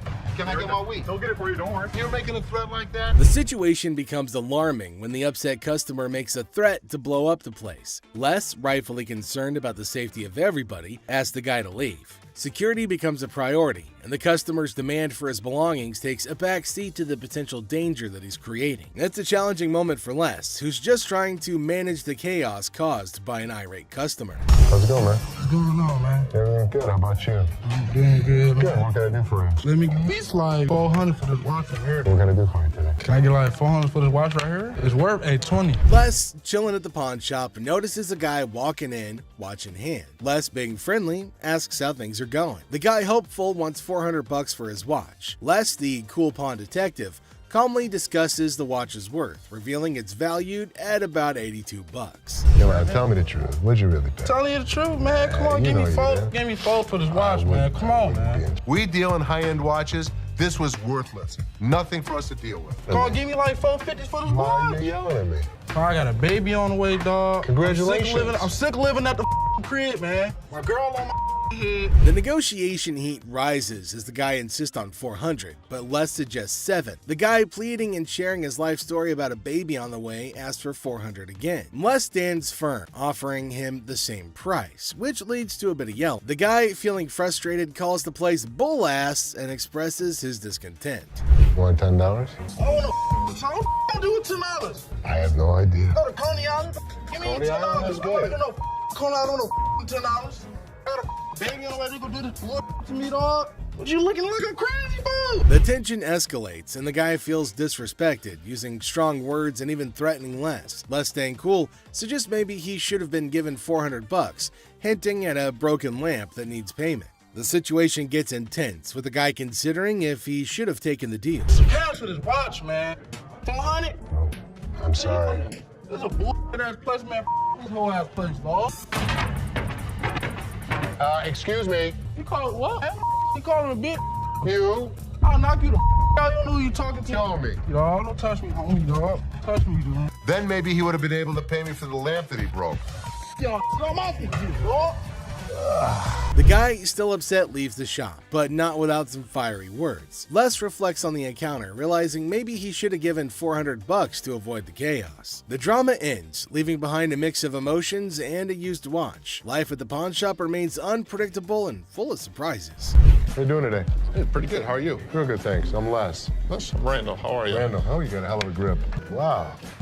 What the hell is it? Call it a ring. Okay. I didn't think it was a bus. How'd you get it? I just got it. This guy smelled like a brewery. Okay. How much did you want? I'd like $500 for it. Why? Why? Because I need it. Yeah, I got get 2 DUIs. A person walks into the pawn shop, catching Les's attention. Things start getting interesting right away. The person wants $500 for a ring and shows it to Les. Les, being curious, asks where the ring came from and why they want to sell it. The person gets really mad when Les asks questions. The intensity in the air rises as the person angrily explains why they're selling the ring. Les stays calm, making it a surprising and dramatic moment in the pawn shop. Well, if it was gold, I'd give you more than $500, but it's not real. I know it's worth $500 and you're going to give me $500. Well, actually, if this was gold, and it was brass, it had no value. I understand. You have court issues. The problem is, I need $500 for it. I'm sure you do. Man, I don't know why you do.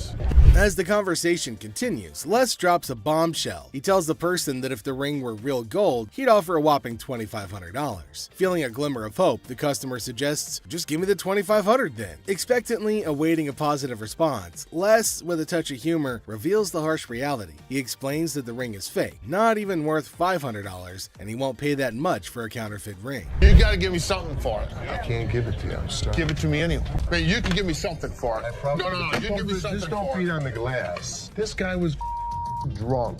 You give me that ring back. Give me that. It's the. I ain't going nowhere. Man, get away from me. Get out of here! I told you! You man? In the midst of the ring discussion, a security guard quietly enters, taking a position behind the customer. The customer, desperate, pleads with Les to give him something for the ring, but Les, staying true to his detective skills, rejects the plea, emphasizing the ring's fake nature. Les, sensing trouble, comments that the customer seems drunk, adding another unexpected twist to the escalating situation. As the rejection sinks in, the customer, unable to contain his frustration, sits on the floor, declaring that he won't leave. The tension peaks as he becomes increasingly aggressive. The guard steps into action, forcefully dragging the defiant customer out of the store. But despite being escorted out, the customer continues to yell and make a scene. Oh boy. I see you sweating. Yeah. Must be hot outside. No, I was doing karate outside. You're doing karate? And judo. I'm Bruce Lee's sister. Really? Yeah. As the door jingles, a woman strolls into the pawn shop rocking winter clothes in the summer heat. Now she's chatting with Les, teasing him about the sweltering weather. She even claims to be a martial arts pro, throwing around Bruce Lee's name. The banter kicks off with a request for a karate move demonstration. She said she was Bruce Lee's sister. So what you got? The atmosphere takes an unexpected turn when the woman unveils a unique item, a mysterious fox mink. Les, unfamiliar with such creatures, engages in a lighthearted conversation to understand more about this fox mink. The woman, with a hint of mystery, reveals her intention to sell it. A mink fox? I don't know. I don't know. I'm not into animals. Fox. I've heard of fox. I've heard of mink. So fox mink.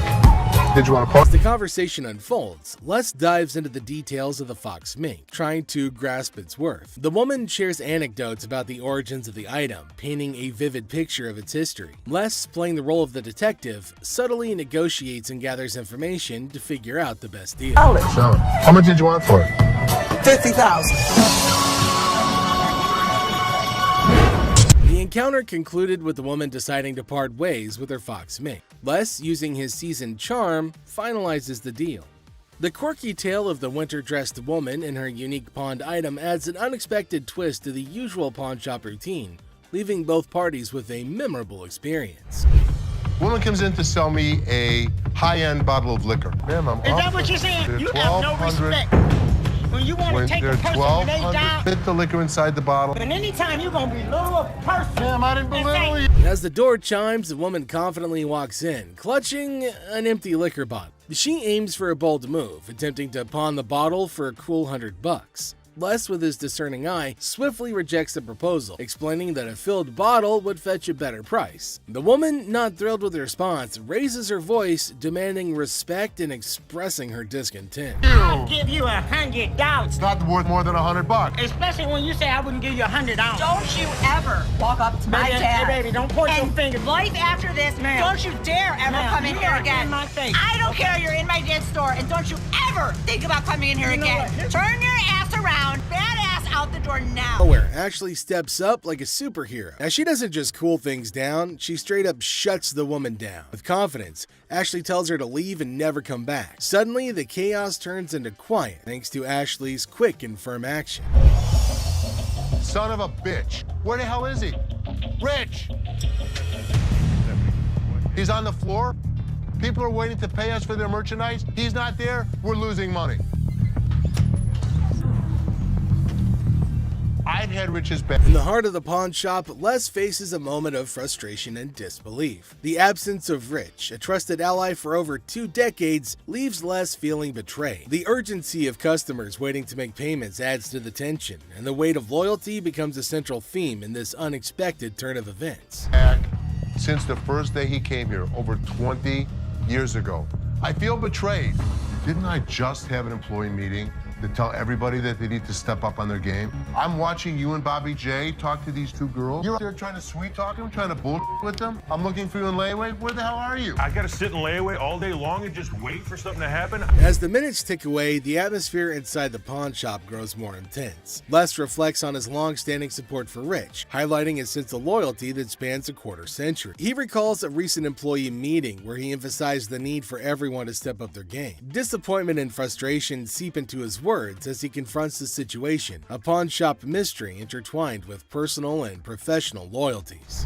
I'm watching you and Bobby J talk to these 2 girls. They're out there trying to sell their jewelry. You're out there trying to sweet talk them, trying to bullshit with them. They end up walking out the front door. You put me in a position that you were the next to go. In this pivotal moment, Les delivers a stern warning to a fellow employee, Bobby J. The scene unfolds with Les observing interactions and attempts at sweet-talking customers. The threat of termination looms as he recounts the consequences of letting down the team. The dialogue underscores the severity of the situation and the potential impact on job security. Tension rises as Les grapples with the repercussions of the unfolding events. Rich, I'm out. Tell your dad to off. You up your job. As the confrontation escalates, Les draws a line in the sand. The ultimatum is clear: compliance or termination. The final seconds capture the raw emotion and frustration of a loyal employee who feels unappreciated and misunderstood. He knew he was in trouble once we walked through that door. Joe, did you steal from me? Tell me the truth.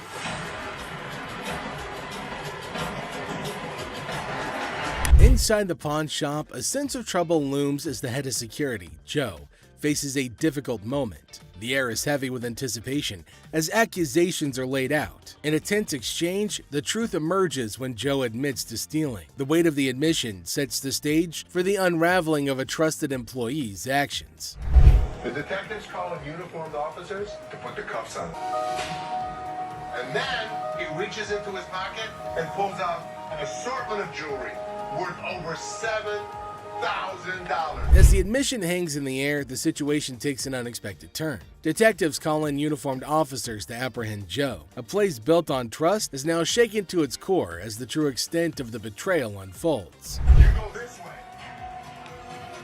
This is my loyal employee, my head of security, guy that I trust. The arrest unfolds and reality sinks in for the pawn shop owner. The disbelief is evident as a devoted employee, the head of security for the previous 3 years, is carried away in handcuffs. The emotional weight of the betrayal is clear in the owner's voice, which expresses the anguish of putting trust in someone who later proved dishonest. If he was, he could be anyone.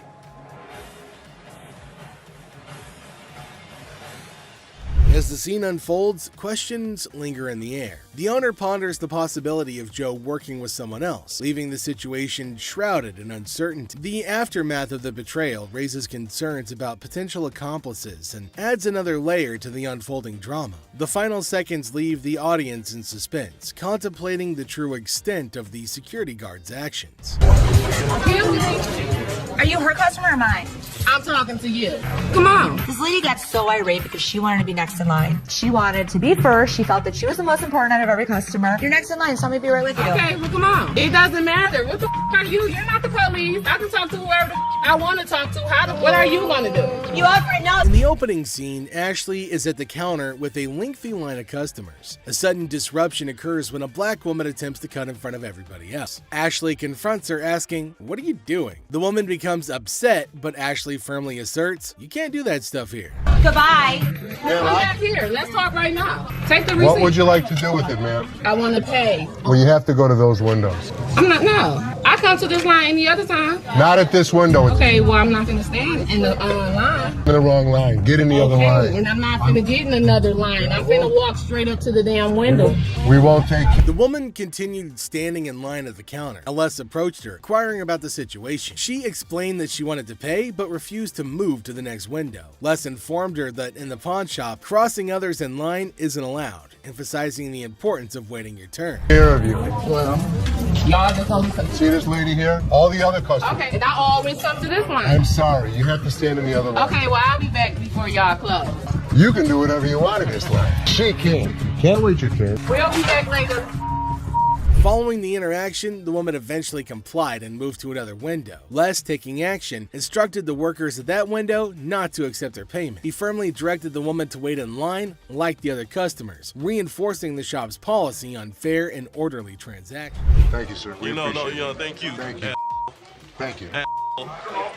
Yeah, jackass. Take your bitch. Take yeah, that's you. And get it to you. Yeah, make me.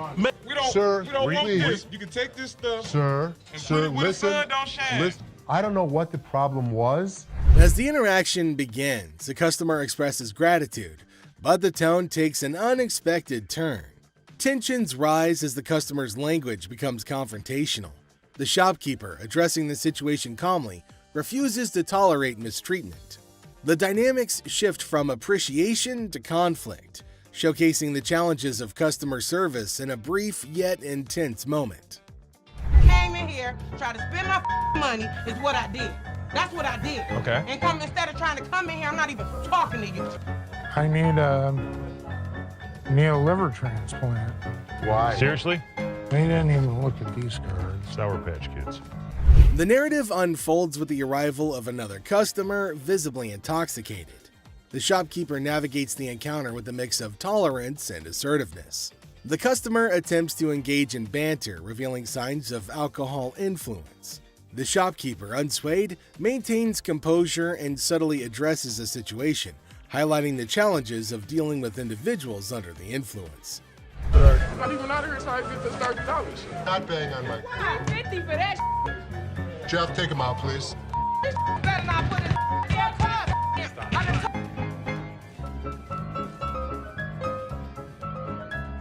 How would you? Man, what the?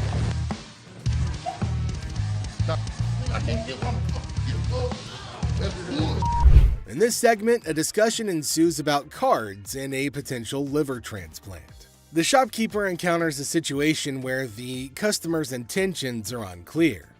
Misunderstandings arise, and the shopkeeper skillfully navigates the conversation. The dialogue touches on humorous elements while portraying the complexity of communication in a retail setting. What, is it, ma'am? Is it? I don't know. You tell me. Man, come on, you the dude with the ponytail? The wife's racking my nuts on the telephone constantly. Tie 2 earrings in your ears. Does it matter? Just take it off, put it with mine a little bit, let it get a little bit more weight to it, and go ahead and give me my money. Does that make sense? Right this way. You can't come back. Damn this! Go out my way, damn one of y'all touch me! I'll break this. I'm more than happy to go to the ends of the earth for you. When you come in like an ass, you be walked out like an ass. The scene takes a surprising turn as the atmosphere shifts. The shopkeeper reassures the customers that despite challenges, the store is dedicated to going the extra mile for them. The encounter, starting with tension, concludes with an assurance of excellent service. This final part encapsulates the roller coaster of emotions within a brief time frame, showcasing the highs and lows of customer interactions.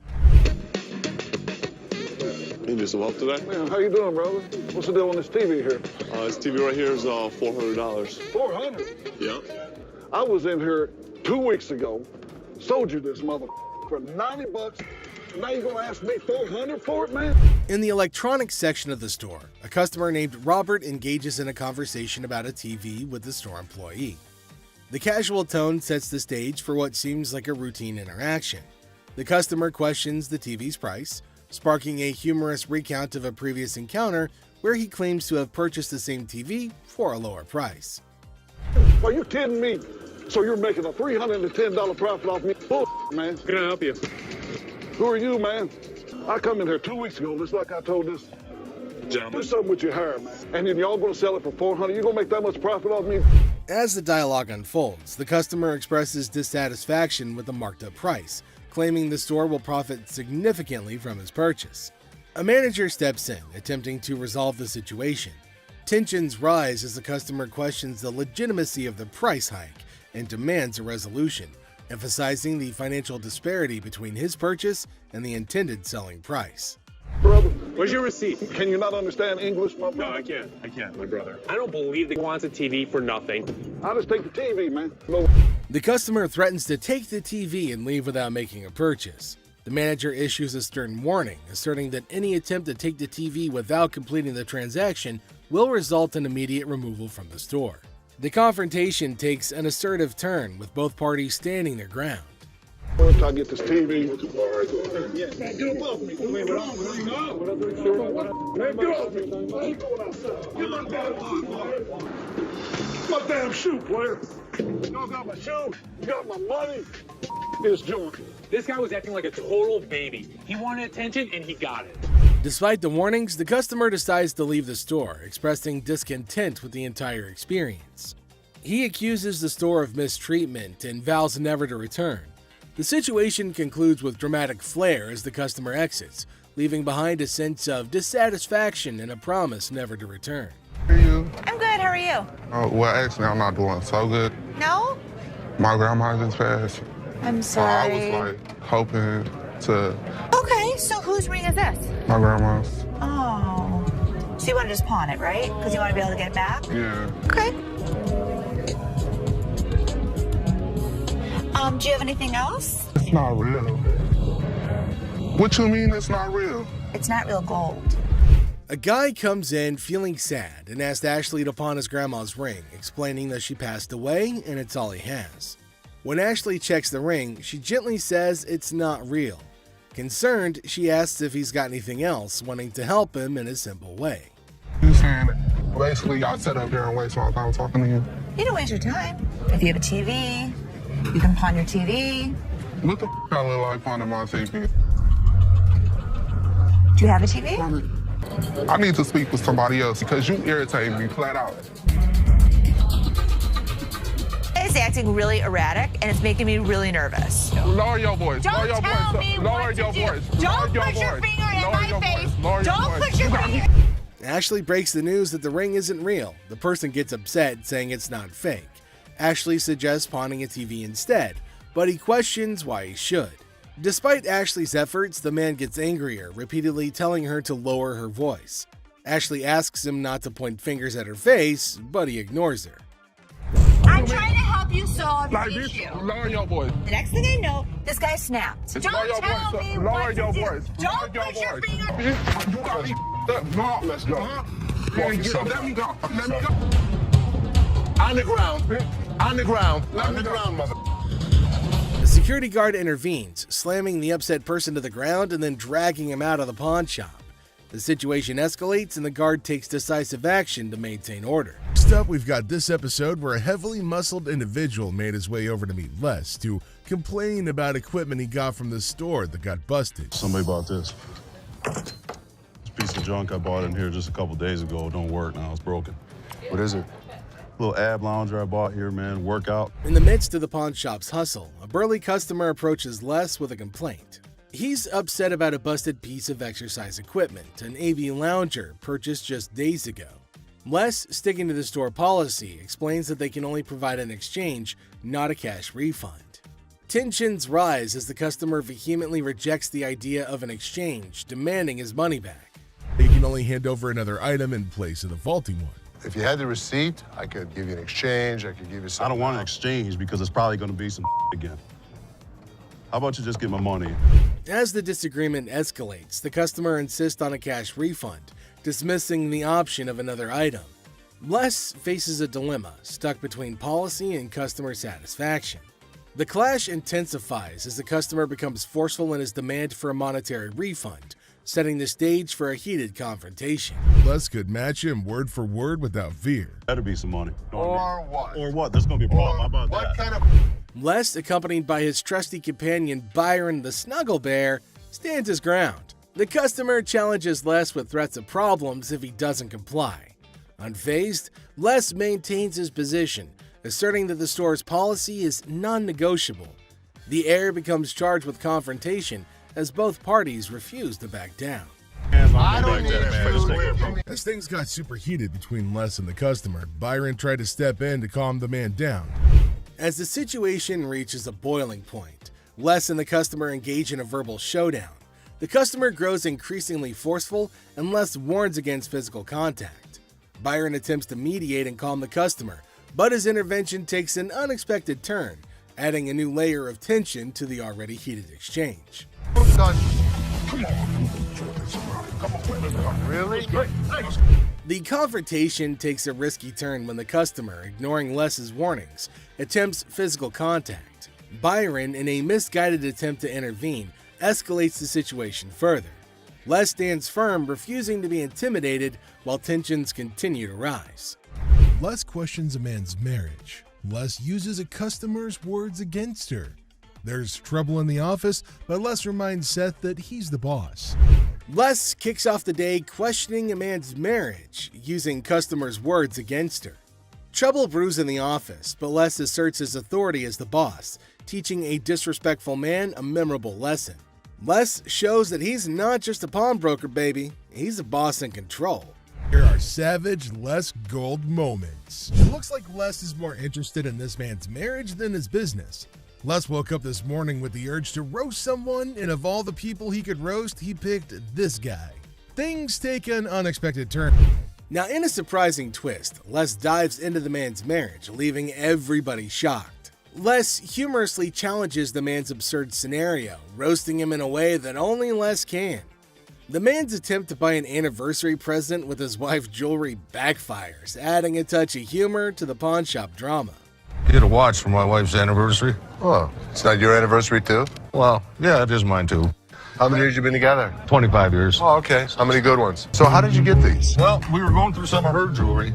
She said this belonged to my grandma. They're not real. Les posts a customer's watch request, questioning the authenticity of the jewelry. Unfazed, Les detects the fake and confronts the customer's peculiar anniversary gift plan. The customer tries to defend himself, but Les, in his signature style, keeps it real and uncovers the truth behind the fake jewelry. And hold on a second. How come the old man wants to buy his wife an anniversary present with her own jewelry? That is one hell of a ridiculous scenario. What this man could have done at this moment is leave. But nope, some of these customers love to start drama. This is older than both of us. It probably is. But it was fake when it was made, and it's still fake. Les faces a customer who crosses the line, insulting his family. For the first time, Les takes matters into his own hands, delivering a stern warning. The tension rises as Les draws the line, showcasing a side of him that won't tolerate disrespect towards his loved ones. Yeah? Okay, I've seen your wife. Listen, mother, there's two things you don't talk about. What's that? My wife and my family. Oh, so here's the deal. For a moment, we thought... Two of you? Here's the deal. Get out of here, two of you. I'll hurt you guys so bad. Sure you will. Better get in the front. Sure you will. In a final showdown, Les lays down the law. With no patience left, he kicks the disrespectful customers out, warning them of dire consequences if they return. Les reveals his savage side, making it clear that disrespecting his family won't be tolerated under any circumstances. Hello, how are you doing today? I'm good. How are you, sir? That's good. I want to pawn this TV. I can go 100. Excuse me? So here's a guy who wants $400 on a $200 TV. What the is he thinking? People can help me move my stuff back in my mother's house. 100 is not going to do, sir. I need more than that. But I can't give you more. See, it's a used TV. A young man enters the pawn shop seeking to pawn a TV for $400. Les, the owner, declines the initial offer and counteroffers $100. The guy, explaining his need to move back to his mom's house, expresses that $100 won't be sufficient for his situation. You know, I have to get away. You see this? He did this last night. What did he do to you last night? He beat me up last night. You clearly don't see that. See, you know what? You about to cause me to lose my mother temper. I try to give him the benefit of the doubt. I thought he had nice skin. He didn't have any bruises on him. I don't need to call security. You don't need to call them. What The guy made up a story about daily abuse from his roommate, seeking empathy to pawn the TV for his escape. Les remained skeptical, noting the absence of visible bruises, praising the boy's clear skin. In response, the boy, feeling cornered, requests the involvement of security, hinting at a potential dramatic turn of events. you gonna do? What, you from Africa? Oh, okay. Anyway, like I said, can you give me the 400 you paid? We sell them for $200. Hold on. Y'all. Thank so much. Sure is. Have a nice day. You. Thank you. You better lucky I'm gonna throw this big mother ass. Up. Where is my key? Les, trying to find a middle ground, offers $125, but the boy declines and insists on calling the guards. Les, unfazed, reveals the presence of the guard behind the boy. The situation ends with the boy taking the TV and leaving the pawn shop without the need for additional security intervention. So how about your fat ass take it out? You work here, ain't you getting paid to do this? I look like a butler to you? I don't give a my gonna come in here and get this motherfucker. You better. His big ass gonna beat your little ass, fat bitch. Give me what army? Motherfucker, come from behind this counter. A tense situation arises as a black woman directs angry shouts at a guard. The guard, responding defensively, questions her, asking if he appears to be a butler in a moment of unexpected confrontation. You get back there. Your big ass on my way. Get this motherfucking speaker and take it outside. You want me to stop? Take the You brought it in. You're gonna take it out. So take it out. I'm not picking that up Then and you're taking it leaving it outside. Y'all can get your old ass Take out. your ass out of here. I'm What's your gonna take bitch ass out of here, y'all. You're not going to come in threatening my employees. Who gonna bring it outside? Despite Seth's efforts to intervene, the black woman continues her relentless shouting. Even another guard struggles to remove her. Suddenly, she notices Les, the owner, standing behind her. In an unexpected turn, she bursts into laughter and mockingly tells Les to leave. Yo, big ass, you can grab that bitch too, ogre. My big ass, Shrek ass, following behind me. We will give you the respect and the decency you deserve, but when you're threatening my family, we throw you out of here. Bitches, both life. Taking matters into her own hands, the woman starts leaving, dubbing the guards as Shrek on her way out. The situation takes an unexpected and humorous turn as she adds a touch of sass to her departure. Let's take a look at it. All right. I'm here with my man, and we got in a big argument, and he left me, so I need to get back home. He left you here? To Hawaii. Oh, really? Where about? Honolulu. Oh, okay. Got a ride from my cousin, so you gotta hurry up. There came a woman at Ashley's counter to sell her chain. Now Ashley's looking at her chain to see whether it's worthy enough or not. She's asking Ashley to hurry up as she has to leave earlier as her spouse has left her alone here. Really? Okay, how much did you need? I was just trying to knot this for you to be nice, but... $600. What up with that? I got this from one of my aunts in Africa. This is $600. Oh, do you know what it is? It's actually a Tahitian pearl. No, this is from Africa. This is an African pearl. Ashley asked her how much she wanted for her jewelry. Now the woman said $600, which is a lot more than Ashley was willing to spend, since Ashley said that it's not an African stone, but the woman was arguing that it was. 600. My ticket cost $600. That's how much I need. Do you have anything else? No. Excuse me? No. Ashley told her that they're not African pearls, so it's not worth $600, but far less. It was at this point that the woman started acting rude. Ashley got shocked at her stupidity and rude behavior. Eventually, she started behaving really bad as Ashley got angrier. What's gonna happen next?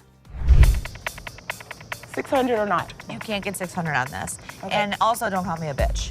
So you mean to tell me that this ain't worth a mother thing? That's not what I said. It could be worth something. Okay, can I get $5.99? No. Some kind of problem? Okay. Exactly. Can I get $600 or not? You can't get anything. Okay, I you get can't talk to her like this. You can't $7. Oh, I can left you now. Bitch, you don't know what I'm not leaving no place. Yes, you are. Oh, no. I ain't. Oh, yes, you are. What are you gonna do? I'll kiss my Honey, you don't have that kind of money. All right, you. All of y'all.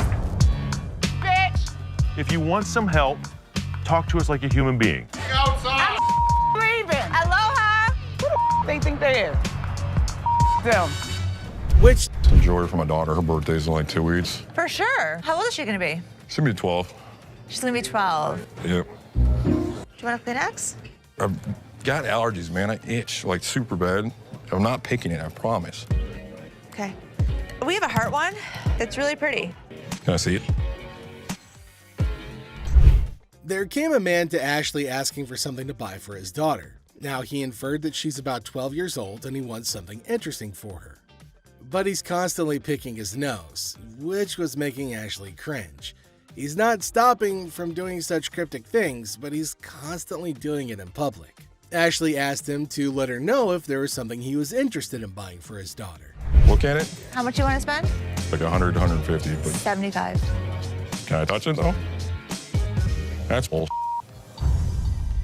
I was charging him like $75 on this watch just to give him a deal so he didn't have to touch it with his snotty hands. Can I see the sanitizer for a second? Now, the man selected a watch, but Ashley didn't want him to touch anything with his dirty hands. She asked him about his range and he said he wants something under $100, and the watch was $75.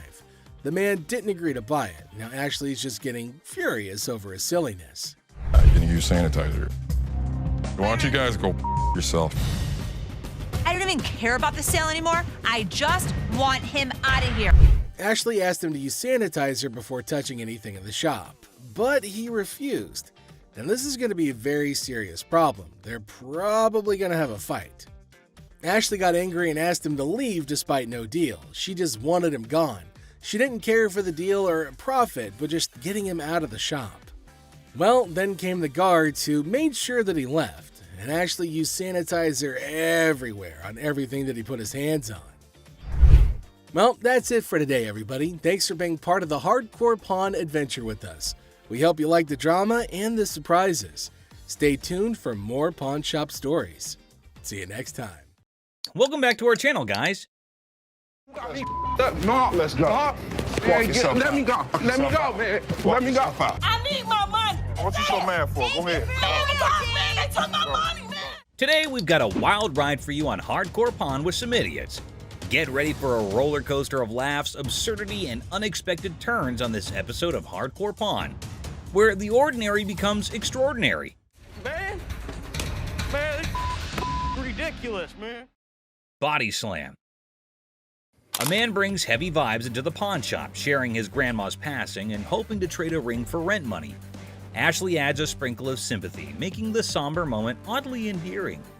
Well, actually, I'm not doing so good. No? My grandma just passed. I'm sorry. Ashley rains on the customer's parade, revealing the ring's lack of godliness. Frustration brews, and Ashley suggests pawning everything but the kitchen sink. The struggle for value turns into a financial comedy sketch. It's not real gold. So you saying it? Basically, I sat up here and waste my time talking to you. You don't waste your time. Ashley, usually the pawn queen, battles a customer storm.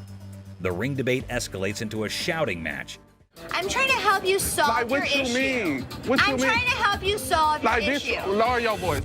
The customer wants quiet. Ashley wants value. The result? Pawn shop opera in full swing. Don't tell me what to do. Don't put your finger in my face. Don't put your finger in my face. Enter Byron, the pawn superhero. Ashley's yelling fest transforms into a tag team wrestling match. got me up. No, let's go. Man, let me go. Let me go, man. Let me go. Bitch, I'll be back. Byron takes center stage, slamming the customer out the door like a disgruntled WWE star. Let me go. Man, y'all got me. It's a pawn shop drama with a security twist. People come in my face all the time and people like scream at me. Nobody's ever touched me. A $3 bill. Hi, excuse me. Yeah. Hi, I'm looking for a watch, maybe about $100. I got $100 to spend. Well, well, well, look at this drama unfolding in our favorite pawn shop. A woman struts in like she owns the place. The owner, trying to impress her, showcases some bling, and she's all ears. It's like a weird dance of possessions. That's really pretty. It's really Looks pretty. good on you. That was 100. 100. I'll take it. Okay. Things are heating up. The woman, feeling all high and mighty, wants the pricey watch. Negotiations are on, and after some back and forth, she says yes. Cash time, right? Wrong. Now we add tax on that. It's gonna be 106. All right. Here. Hold up, the plot twist is here. She pulls out a gift card worth $100 and thinks she's the queen of the Pawn Palace. The owner's face? Priceless. She's like, lady, are you serious? These are not our gift cards. What would you call it? It These says are preferred customer. No snap. The owner ain't buying it. He accuses the gift card of being faker than a $3 bill. Trauma alert. The woman's in denial, insisting it's legit. This is better than a soap opera. Apply $100 on it. That is not our gift card. And now, ladies and gentlemen, we've got a full-blown showdown. The owner versus the woman. It's like a bad reality show. She's trying to swipe that card. He's not having it. Cue the verbal fireworks. Okay, I'm not about to lose, Hold on all one right? second. Let me explain this I'm to her. not about to lose. I want the watch. Turn around and swipe. The tension is thick, and so is the irony. The woman's yelling, the owner's smirking. It's like a comedy sketch gone wrong. This fight is going in circles, and I'm here for it. You the ugliest two sisters I've ever seen in my life. Finally, someone with common sense. The owner kicks her out like he's escorting a misbehaving guest from a party. She's asking for directions like she's lost. Well, she kind of is, lost in her own questionable choices. I'm gonna get my money. Hey, Byron, show her where the money's at. My money. He's gonna show you where the money's at. As she's thrown out, she's hollering about fraud and wanting her money back. Lady, you tried to pull a fast one, and now you're left with nothing but echoes of your failed scam. Better luck next time, or not. Go ahead. Man, they took my money, man. Somebody want $100. Penguin generator guest. Well, folks, here we're witnessing a bizarre episode at the local electrical supply store. A guy waltzed in reassembling a penguin on a skateboard, rocking mismatched socks and a Hawaiian shirt that screams lost bet. The shopkeeper's expression? Priceless, my friends. Generators are simple to use, my man. It doesn't run out of electricity or nothing, though, does it? Hold on to your hats. Our penguin skater is on a mission for a generator because his house is in the dark. And get this. You want to generate electricity, yeah, right? That's what a generator does. So all you do, open up the gas can. He needs power for his rare rubber ducks. The shopkeeper, baffled as if an alien just offered him moon rocks, points to the generators. But wait, our penguin is more lost than a fish in a chess game. Round 2 of generator education, anyone? Could I take it to my house and see if it'll work? What? Like, go to my house. We don't allow you to try it out at home. After a reluctant re-explanation, our penguin's eyes light up, as if witnessing a magic trick or realizing he only has $500. It says 900, but I don't have 900. What do you have? I only got like 5. 500? Yeah. Negotiation time, folks. It's like a Shakespearean drama with more dramatic moves than a game of charades at a circus. This is ridiculous, dude. I mean, I'm overpaying for it. I only got 5. You ain't gonna help me? So if you want to buy this, I'd be more than happy to sell it to you. Just when you think a deal is in the works, our penguin suggests a home trial. Will the generator vibe with his living room? Shopkeeper's not having it, thinking he's in a reality TV prank. You want to buy it or not? I want to borrow it at least. Borrow it? What the f will work? Give me $700. You can borrow it indefinitely. Cue the chaos. Security guards swoop in, dragging our penguin out like a grumpy rock star exiting the stage. Oh, you want to bet? Excuse me. Have a good day, sir.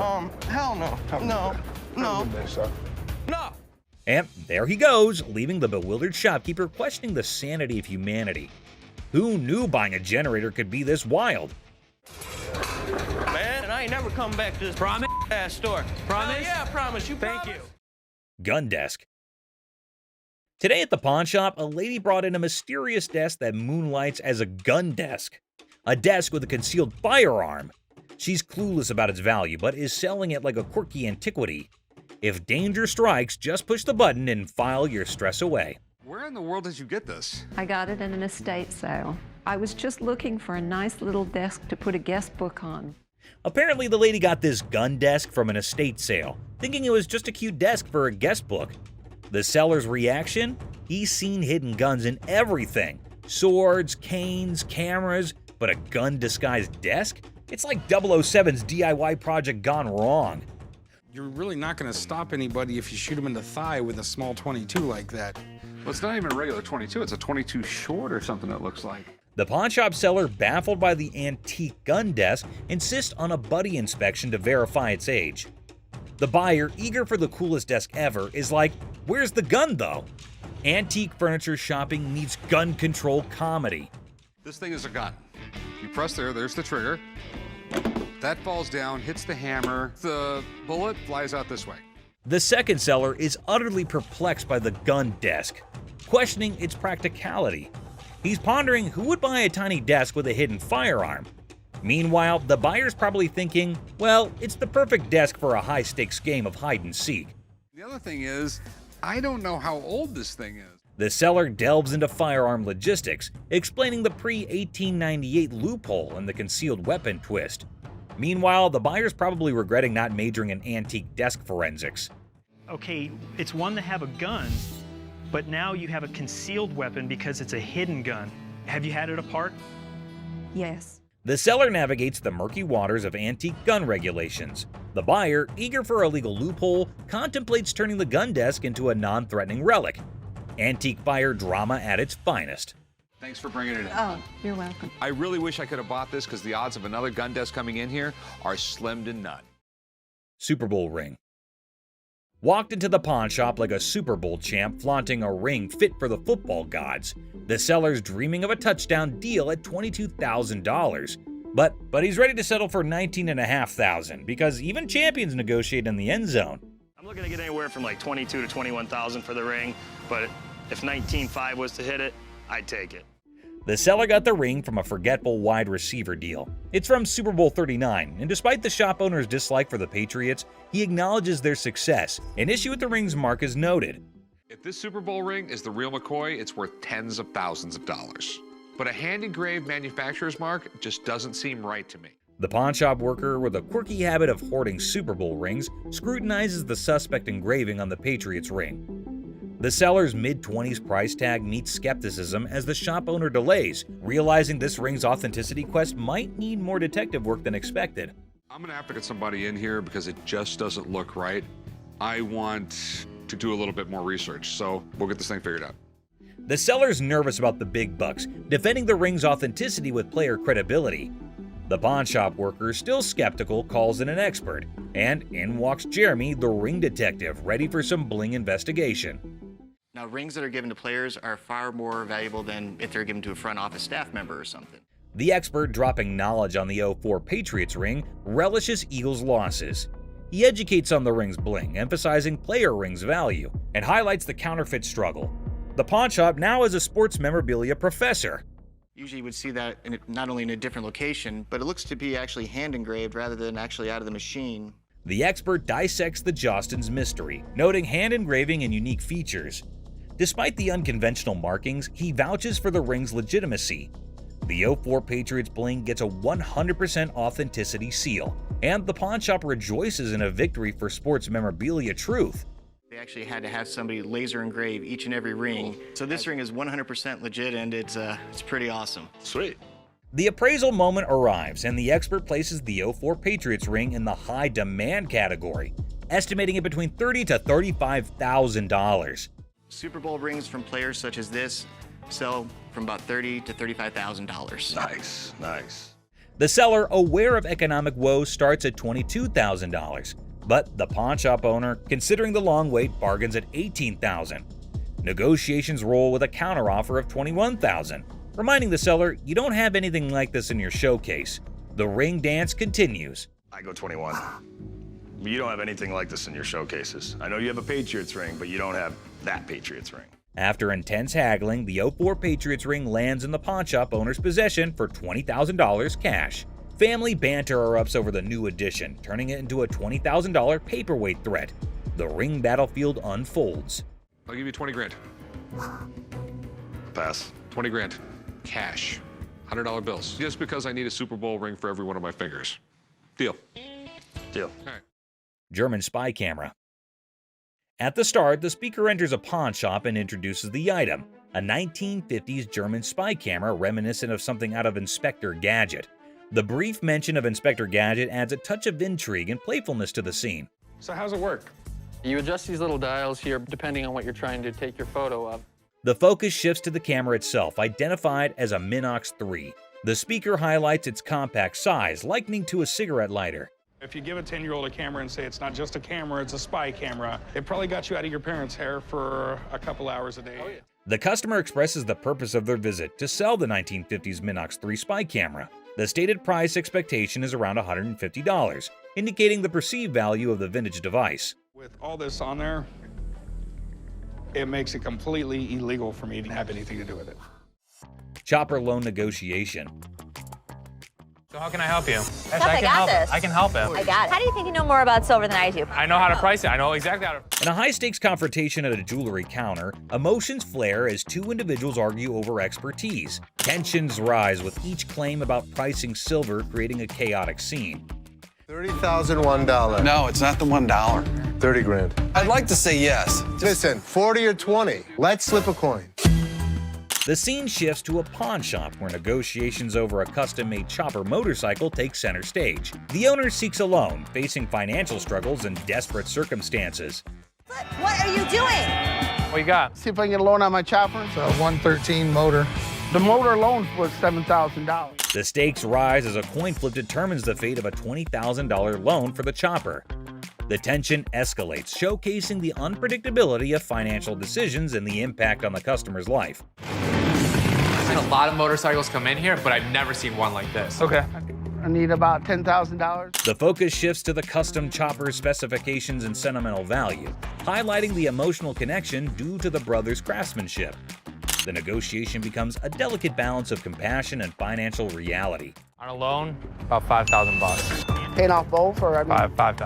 I'll go 5,500. All right. Deal. All right, we'll get you 5,500. The episode concludes with a deal struck at $5,500 for the motorcycle. Despite falling short of the initial request, there's a glimmer of hope for the customer, bringing a mix of relief and uncertainty. Misguided price pursuit. Look at that. Is it real? Oh, you gotta pull this. Pull that. Try pulling that. I don't know how much that is. You got nothing. Two black women enter a pawn shop and discover a game machine. Excitement turns to disappointment as they realize it's for entertainment only, not for winning real prizes. This is a toy. That's a toy. It's a toy. This is here for the girl. I'm the man. Nice. You're not gonna get it. The atmosphere intensifies as the women express their displeasure, demanding a prize from the machine. The situation escalates and the guard steps in to address the misunderstanding. Let's go out. Let's go. Well, just keep walking, man. Keep walking. Don't tell me what's going on. Come on. Y'all out of order. The conflict peaks as the women continue to argue for a manager's intervention. The guard ultimately expels them from the pawn shop, concluding the incident. Bubble hockey. Bubble hockey. Detroit Classic. I'm thinking $2,500. How much did you pay for it 10 years ago? $3,500. A pawn shop encounter unfolds as a customer eyes a bubble hockey game. Negotiations kick off with the customer seeking $2,500, but the pawnbroker questions the value. Under $1,000. Maybe we work out a little game, winner gets the price. $900 if you win, $500 if I win. Oh, can't do it. The negotiation continues with the pawnbroker proposing a lower price, suggesting a gaming duel to determine the final cost. The customer hesitates, seeking a higher amount. $100 out of this thing. 16 you win, 400 I win. All right, I win $1,600. The game begins and the customer dominates the bubble hockey match, securing a convincing victory. The pawnbroker acknowledges the expertise and adjusts the evaluation accordingly. Let's go. I know I'm gonna win this bet.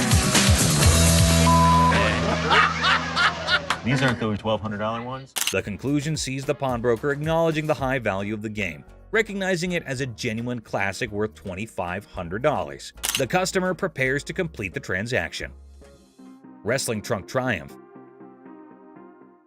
We have a champion item for you today. I think I got your new bathing suit over here. I don't think that's my size or my style. The episode presents champion-level memorabilia, wrestling trunks worn by Titus O'Neal during Money in the Bank. Banter between the pawn shop staff sets a light-hearted tone. Well, these are wrestling trunks. Okay, are they worth anything? So where did you guys get these? From a buddy of mine shortly after the show. Negotiations unfold as the seller details the trunk's origin, worn by Titus O'Neal and his college football background. Price discussions ensue, involving humor and strategic bargaining. Oh, how much are you looking to get? $1,800. Are they worth that? What do you think about $800? What about 14? Money at $1,000. Go for it. You have a deal. All right. The negotiation reaches a climax as Chumley proposes $800, leading to an amusing wrestling-themed banner. The final agreement settles at $1,000, and the seller agrees to the deal. Right. And you sure this is like real and everything? Yeah. But you're sure they're real? 110%. Concerns about authentication arise, with reassurance that the trunks are genuine. Rick, the pawn shop owner, decides to break even on the purchase and seeks dinner in return. I'm gonna go look at stuff I understand. I thought you might want to put this back in your collection. Absolutely. It's my first WWE Championship match, and I won the Tag Team Championship. Titus O'Neal makes a surprise entrance at the restaurant, sharing the backstory of the trunks and their historical significance. The emotional reunion adds a personal touch to the transaction. We bought them for $1,000, so if you just let me break even and give me dinner, I'm good. Got my little black bag and everything. Look at that.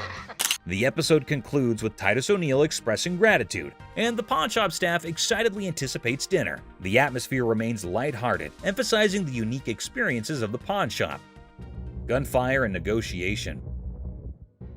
And it was handed through the generations to me. What are you trying to get out of it? I'm looking for $50K. 50,000. 50,000. Corey introduces Alex to Craig, who has a fascinating antique wheel lock gun. The guys are amazed by its rarity and history, and Alex is about to share some cool facts. Man, this is stunning. Dating from about 1600s. I've never seen anything like it before, but he's asking $50,000. Alex dives into the history of the wheel lock, revealing it's a German-made firearm from the 1600s. Craig is nervously considering a $50,000 price tag. Alex suggests a test at the range.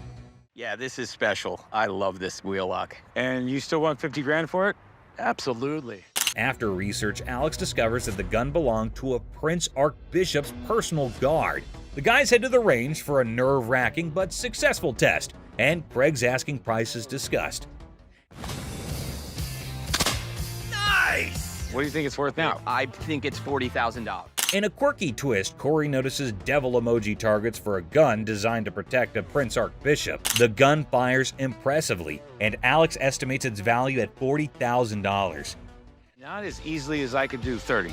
I would go 32.5. Lose it over that. We'll do 32.5. The negotiation begins with Corey expressing admiration for the unique gun. After some back and forth, they settle on $32,500, striking a deal for the exceptional wheel lock gun. Churchill letter. A historical dealer brings a Winston Churchill letter to the pawn shop. The seller's writing? Not so great. But hey, it's Churchill, and the drama begins. I have a Winston S. Churchill typed letter signed. Okay. A quirky twist. Churchill wrote to a food writer about a paperweight from Benjamin Disraeli. The pawn shop team dives into the historical circus, paperweights and all. Enter Steve, the expert, unraveling the mystery of Churchill's signature. The magnification saga begins, complete with ink flow discussions and hilarious attempts to decipher the genius's handwriting. A surprise appearance by a 1968 Jack Kevorkian Volkswagen van shakes things up. The chopper deal is done, but now Churchill's letter gets a comedic price tag dance. Negotiations, magnifications, and laughs galore. The thing I do like about this is it's got the writing on it, and I would put the value at the high end of that scope, so probably about $1,500. The final act, the pawn shop owner, a smooth talker, bargains down to $1,200. The deals are sealed and everyone heads off with laughs, paperweights, and probably a newfound appreciation for historical handwriting challenges. I think 1,200 sounds good. All right, it's a deal. Thank you, Mr. Harrison. Meet you right over there. We'll do some paperwork. Goofball. Our tale kicks off with a grinning goofball strutting into a watch shop, exuding joy like he just hit the jackpot.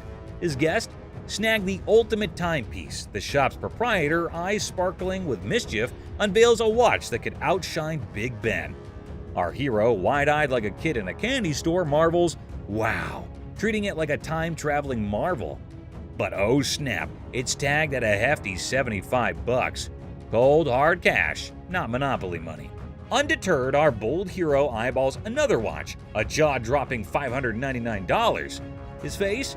Priceless shock. Unfazed, he blurts, "Yes, I want it!" Then comes the knee slapper. He pulls out a crumbled $2 bill. The shopkeeper holds back laughter, educates him. "That's $2,000, sir." It's a $2 bill. Okay, and it's worth $2,000.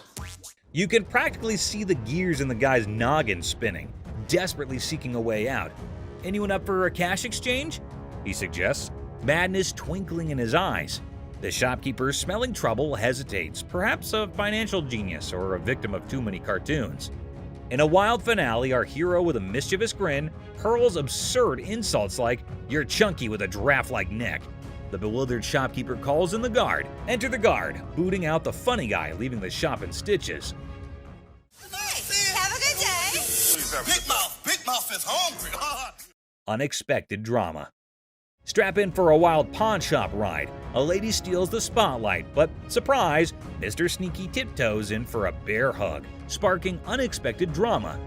Gasps echo as the leading lady jumps, but it's just a playful fella. Great day in American jewelry. Laughter erupts. Who knew a pawn shop could be a comedy club? In this 6-second snippet, the pawn shop transforms into a stage for unexpected antics, surprising and delighting in this unlikely comedy setting. Great day in American jewelry. What can I say? In the chaotic shop hustle, a dude flaunts a watch that could fund a small country. The shopkeeper, hungry for a bargain, attempts a haggling dance. But Mr. Watch Wizard wants stacks on stacks. I came over to sell a beautiful watch. Okay? Tell me a little about it. Cue the dramatic moment as the shopkeeper grabs him, yelling, "Hold up, time traveler!" Suspense builds as they investigate. Is it legit or a fancy imposter? Get ready for the ticking truth. So can you come back in about an hour? No problem. Perfect. I'll see you in about an hour. Thank you. Picture our man playing Sherlock, sneakily starting the girl checking the watch. Instead of screams, laughter erupts. A mischievous symphony until the fun police arrive. An authoritative figure sternly commands, "Stop right there." Giggles turn into awkward coughs. Lesson learned. Messing with the timepiece police is no joke. They keep the watch world in check. Somebody had it open. You can see how screwed up they made those screws. Someone did have it open? You can see. Business clash. A dramatic drama unfolds as Mark, introducing himself, seeks business from the owner. Tension builds with background music, setting the stage for unexpected confrontations. Clearwater, Florida, but I have family up here in Northville, and we're starting a towing company, recovery, impounding. Mark pitches his towing business, convinced it's a better venture. The owner, unimpressed, rejects the offer, leading to a clash of perspectives and business philosophies. Well, things happen. We don't have that problem because we have fences around the building. The owner dismisses Mark's proposal, asserting control over his domain. Well, I'm going to give you some paperwork to sign. I wouldn't sign anything because I don't need your services. The comedy irony emerges as Mark persists, unaware of the futility of his attempts to sway the determined owner. The owner bluntly shuts down Mark's pitch, labeling it a shakedown. Listen. No, you listen. You are not coming into my business and trying to shake me down. The dialogue becomes increasingly heated, with the owner refusing to entertain the supposed business opportunity. What would you call it? I call it a business opportunity. I'm not interested. Mark's exit is met with firm warnings from the owner. The situation ends humorously with a comment on Mark's nice car, injecting a light note after intense confrontations. I'll be back. If I were you, I wouldn't come back. Whatever. The gym brawl. So, watch this hulking bodybuilder guy, all muscles and bravado, strutting into a pawn shop with this wrecked workout thing that looked like it went through a blender. He was like a peacock on protein, thinking he set up a magic muscle worm. The shopkeeper, a guy with a face as serious as a freshly waxed dumbbell, raised an eyebrow at the smashed up widget on the counter. Hey man, I need to talk to somebody about this. This piece of junk I bought in here just a couple days ago don't work now, it's broken. Check out this masterpiece, our bodybuilder buddy declared, pointing dramatically at his broken workout thing. It's so messed up. I swear it's doing reverse squats by itself. The shopkeeper is squinting at the wreckage, deadpan. Reverse squats, huh? Must be the newest gym craze. This thing obviously couldn't handle what I was doing on it, so 2 days later it don't even work, so. But our muscle hero was not giving up. Leaning over the counter, he claimed, "I want my money back." How about you just get my money, and then we won't have any more problems with this, but I need my money back. This thing's more of a comedy show than a workout. The shopkeeper, trying not to crack a smile, said, "Well, it's a one-of-a-kind piece, guaranteed to break the ice at any gym." Or what? Or what? There's gonna be a problem. How about what that? Kind of problem is there gonna be? Oh no, that's like a WWE scene. Our bodybuilder flexed his words and shoved the shopkeeper. "Give me my money or I'll turn you into a cardio machine for a month." And just like that, the pawn shop turned into a wrestling ring. Don't touch. Come on, come on, man, let's go. The shopkeeper, unexpectedly nimble, fought back and chaos replaced. It was like two sumo wrestlers battling for the last protein bar. Trying to play hero, two guards materialized out of thin air. They grabbed our bodybuilder and his busted gear, dragging them out. We got you. Bring a few more. All we need is bring all y'all out. Our muscle dude flailed around, still demanding his refund like a sad, deflated balloon. The pawn shop went back to normal. That's it, my man. Bring a few more. There's your machine, buddy. The art of negotiation. So let's see this guy walking into a pawn shop, allowing him to be the next big art dealer with a painting put away under his arm. He's giving off major, "I'm gonna hit the jackpot" vibes. The shopkeeper, with a sneaky grace of a cat burglar, checks out the painting like it's the Mona Lisa 2.0. Our confident guy also spins this wild tale about how the painting formerly belonged to Napoleon's pet goldfish, or some other crazy story. So what you got? I've got a painting from Peter Max. An original painting? Well, I got into a silent auction. The shopkeeper, poker-faced like a pro, goes, intriguing. You can virtually see dollar signs in his eyes as he dreams of making a fortune. Now comes the big moment. Confident guy bravely says, "I want $3,000 for this masterpiece." Let's see if she can close a deal. Yeah, what is the bottom line? 3,000. No way. The shopkeeper, still all mysterious and cool, smirks and says, "I can do 1,500, or you can hit the road." 1,500 and we got a deal. It's like a Western showdown, but with money instead of guns. It's a take it or leave it situation. The confident guy, looking a bit less sure of himself, decides to pull a classic move, pretending to discuss it with his imaginary art expert friend. Maybe it's an unnoticeable chum with an art degree. While our hero is deep in discussion with his invisible art critic, the shopkeeper, beaming like a Cheshire cat, decides to up the figure. I know there's a market for it. So $1,500 I think is pretty good. They need to take the money and run. He counts out $1,500, slams it on the counter as if to say, "Take the cash and run, chum," or say farewell to the deal of a lifetime. 1,500. All right. In the end, the confident guy, now looking further confused than confident, grabs the cash and virtually sprints out of the shop. And that is how a pawn shop turned into a comedy stage, starring Mr. Confident, the mysterious shopkeeper, and an oil with a Napoleon-connected goldfish. Art, my friends, might be priceless, or at least worth $1,500. Peter Max. Seat showdown comedy. In a strange pawn shop turned into an airplane seat sale, things got wild when a gutsy and unusual woman decided to turn the whole event into a comedy show. Picture her like a sneaky cat strolling over to a chair and ignoring the "don't sit" sign as if it were garbage. It was as if your rebellious grandma suddenly took center stage, tossing caution and posters to the wind.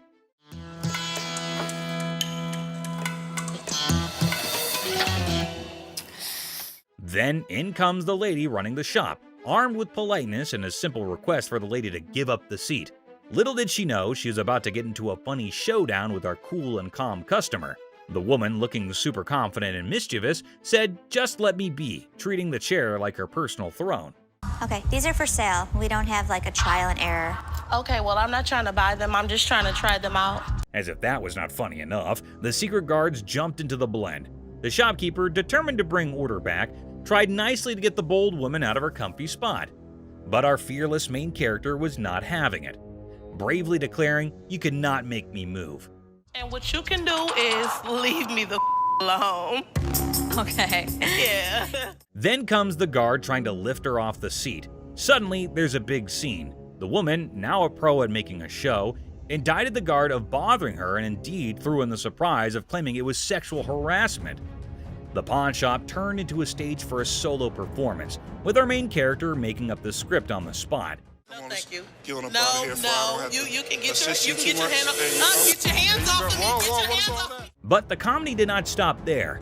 Wanting to leave with a bang, our leading lady dramatically fell to the bottom, blaming the confused guard for pushing her. The shop, once a place for buying and selling, turned into a theater for a funny play where reality and silliness conflicted in the most hilarious way.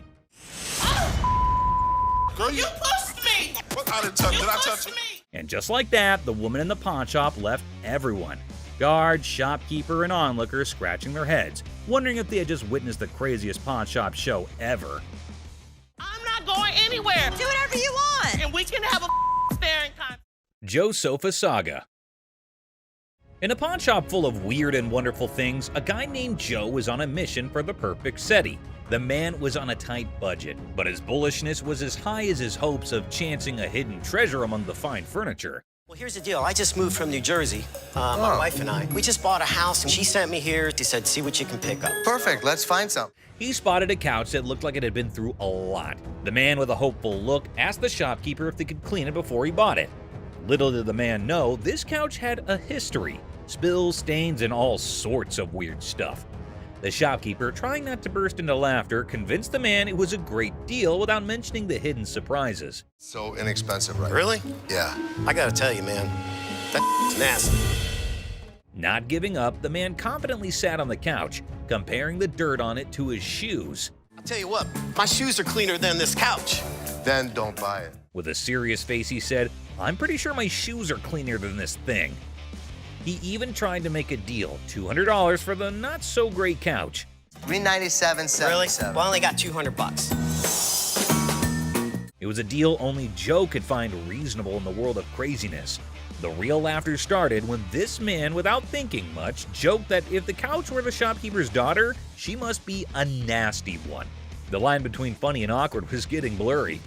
We had a reupholster and I gave it to Ashley. Is that right? Yeah. Is that your daughter? That's my daughter. She must be nasty, too. Out of the blue, a guard, called in by the offended shopkeeper, rushed in like a superhero. Joe was lifted off the couch and thrown out of the store, leaving everyone laughing. Yeah. Walk out. Walk out, my man. The pawn shop adventure had ended, but the story of Joe and the not-so-clean couch was sure to be a tale told with giggles and grins for years to come. Yes, sir. I'll go someplace else. That's the dirty D right there, baby. Comic pawn shop confrontation. Okay, a man is coming towards the shop. Wait, what? Is he coming to have something from the pawn shop? The man asking about her daughter means how creepy it is. Hello, I need to pick up some stuff for my daughter. Is it in pawn? Yes, ma'am. Laughter begins. Everyone around is intrigued to know what had happened to this man. Oh, another man entered into the argument. Let's see what would happen. Man accusing the shop owners of stealing. How crazy this man is, constantly accusing them of being thieves. No, I want the stuff. Yeah, but without the ticket, we can't give it to you. The man is constantly infuriating them and sees he has come out the carbon. Who knows what will be the end of this nonsense fight? Oh, they're about to have the piercing argument. I'm here, I want the stuff now. And what's he gonna do? The man called the guard to throw him out, but see, the man is not in control. He is constantly arguing and challenging them without knowing the fact of the danger he's really in. Oh God, he's challenging the massive guard! The guard stopped him and said, "Don't touch me," but the man was not understanding. Hey, I ain't scared of him! Is he serious? Calling his death to come earlier. The guard, in his fur, sent the man out. The really funny moment for all because the stupid man and his arguments really put him into account. Hey, you can't get... Hey, I want my stuff! I tell you what, big boy! Battle for sanity. Well, well, well, folks, take a look at the pawn shop's front yard. It's like a bustling highway out there. The crowd has formed a lane longer than my grandma's stories. And guess what? The sanity levels are off the charts. It's like a contest for who can stay the sanest. Now, hold your horses, because here comes the geniuses. These folks are more interested in the pawn shop than a cat in a laser light show. No, he's from California. Look at all these idiots. They've gathered like it's the grand opening of the Pawn Shop Olympics. What's the big attraction, you ask? Maybe they're expecting a magic show, or perhaps the pawn shop secretly giving away free wisdom. Or, here's a wild thought, they're gearing up for a full-scale aggression mission against the poor souls inside. Watch out, world, we've got a pawn shop revolution on our hands. Stay tuned, and remember, in the pawn shop chaos, sanity reigns supreme. Good luck, brave souls. That's not. Clueless heist hijinks. Well, howdy there, folks. We've got a Lone Ranger in the pawn shop, sipping on his secret drink like he's the king of mystery. Little does he know, he's the star of a hidden camera show. Talk about being clueless and camera shy. Hold your horses. Looks like our man might be plotting some grand heist, doing his best Sherlock impression. He's scouting the joint, probably trying to find the perfect spot for his not-so-genius plan. But wait, he's still in the game. What on earth is he searching for in the pawn shop? Maybe lost treasure for his car keys? The suspense is killing me. Oh dear, he's now at the other counter. This fella is like a headless chicken wandering around without a purpose. Somebody give him a map or a snack at least. Buckle up, folks. Our wannabe detective just upgraded to a full-blown thief. Watch him waltzing around planning the perfect crime, and bingo! He pulls off a smooth exit, leaving the scene like he just won a game of hide-and-seek. Hold your belly laughs, our genius thief is back on camera, sneakily hiding his loot in his trousers. Smooth moves, my friend, smooth moves. And there he goes, strolling out of the pawn shop like he's won the lottery. Thinks he's the mastermind of the century, leaving behind a trail of stolen goods and a whole lot of laughs. What a character. Antique computers. Have a good day. You man. Wonderful. So much. You too. Two tech-savvy grandpas strut into a pawn shop, seeking a fortune for antique computers. Instead, they're hit with a vintage rejection. Bastards, you can't give me a When one grandpa clumsily breaks a computer, he pulls a move straight from the sitcom handbook. Accidental comedy at its finest. Now you should have that. Put it in the... Oops, one grandpa accidentally smashes a computer, blaming the seller. He theatrically tosses it toward the dumpster, thinking it's a mic drop moment. The seller, the true comedy connoisseur, chuckles at the failed dramatic exit.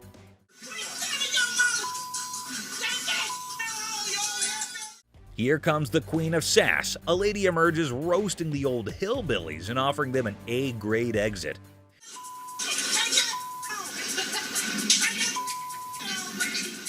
She declares her reign over Detroit toughness and leaves them pondering a future career in comedy security. Cue laughter. Exit stage left. Ex-couple. Hi, how are you? I'm good, how are you? I'm fine. I'm actually looking to pawn these 2 watches. In a pawn shop, a young couple walked in to sell 2 watches. Ashley, the shop owner, greeted them. You guys dating, married? Was engaged, but not anymore. When she asked about their relationship, the boy explained they used to be engaged, but are now exes because both of them cheated on each other. Okay, so you want to sell them, correct? Yes. And how much were you looking for? Despite their turbulent exchange, Ashley inquired about the watch's value. This one I am not interested in because we don't take this brand. You don't take that brand? Ashley noticed the watch's flaws, and when the girl mentioned a particular brand, the boy claimed it was fake. You are more than welcome, to leave that here and we can send it out to get the crystal replaced. As Ashley attempted to facilitate the watch sale, the ex-couple's argument escalated. Oh, what's she talking to? We ain't got all day. No, you weren't. Shut up. The situation took an unexpected turn. You never had no life before me. I won't. You never had no life before me. Girl slapped the boy, turning the pawn shop into a battleground of emotions. Had no life before me. Let's go. Let me go. Let's go. Let me go. The situation escalated post-slap as the boy, fueled by anger, forcefully dragged the girl outside. I walk outside and the lady comes back for her watches. I wish you luck. Ashley returned the watches to girl by going toward them and wishes them good luck. Shark costume.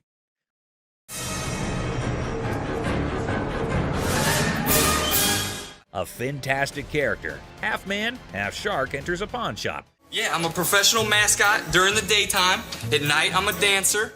Claiming to be a daytime mascot and a nighttime dance sensation. $800, that's all I want. This guy is so bizarre. Les, skeptical, questions the shark man about his $900 financial request, leaving the room stunned. Don't they have those in Halloween costume stores? Les dismisses an awesome shark costume as a Halloween costume, but Rick takes it on, turning the pawn shop into a makeshift underwater comedy club, despite Ashley's rejects due to an unpleasant odor. See? It works. $800. Les, a pawn shop owner, is captivated by a customer who demands $800. You're missing a speeder. Oh my God. But when he reveals his naked self, Les's jaw drops. Hey, where's Ashley going with the naked guy?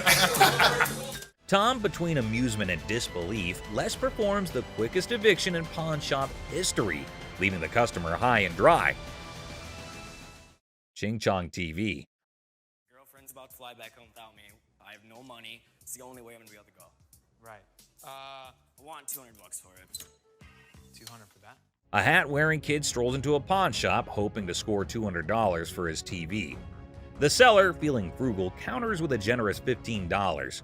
What brand is that? Ching Chong. The boy, trying to lighten the mood, drops a Ching Chong brand joke, turning a place into a comedy club for skeptical sellers. 200 for that? Yeah.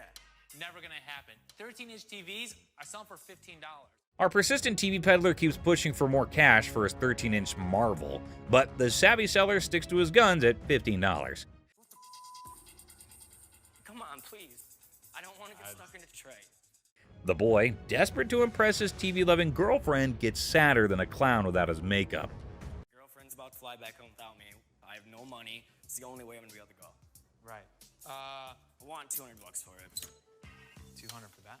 The seller, unamused, directs him out, ensuring love won't cost him more than $15 today.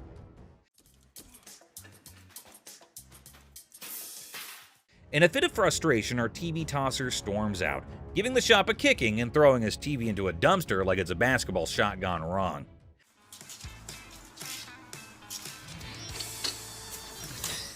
The seller, shaken but not stirred, mutters, "Idiot," and commands him to exit. You're gonna make me leave? Pretty much. Get the f out of here. Get off my property. Asserting his control over the TV-tossing theatrics. It's a dumpster-diving comedy masterpiece in 3 acts.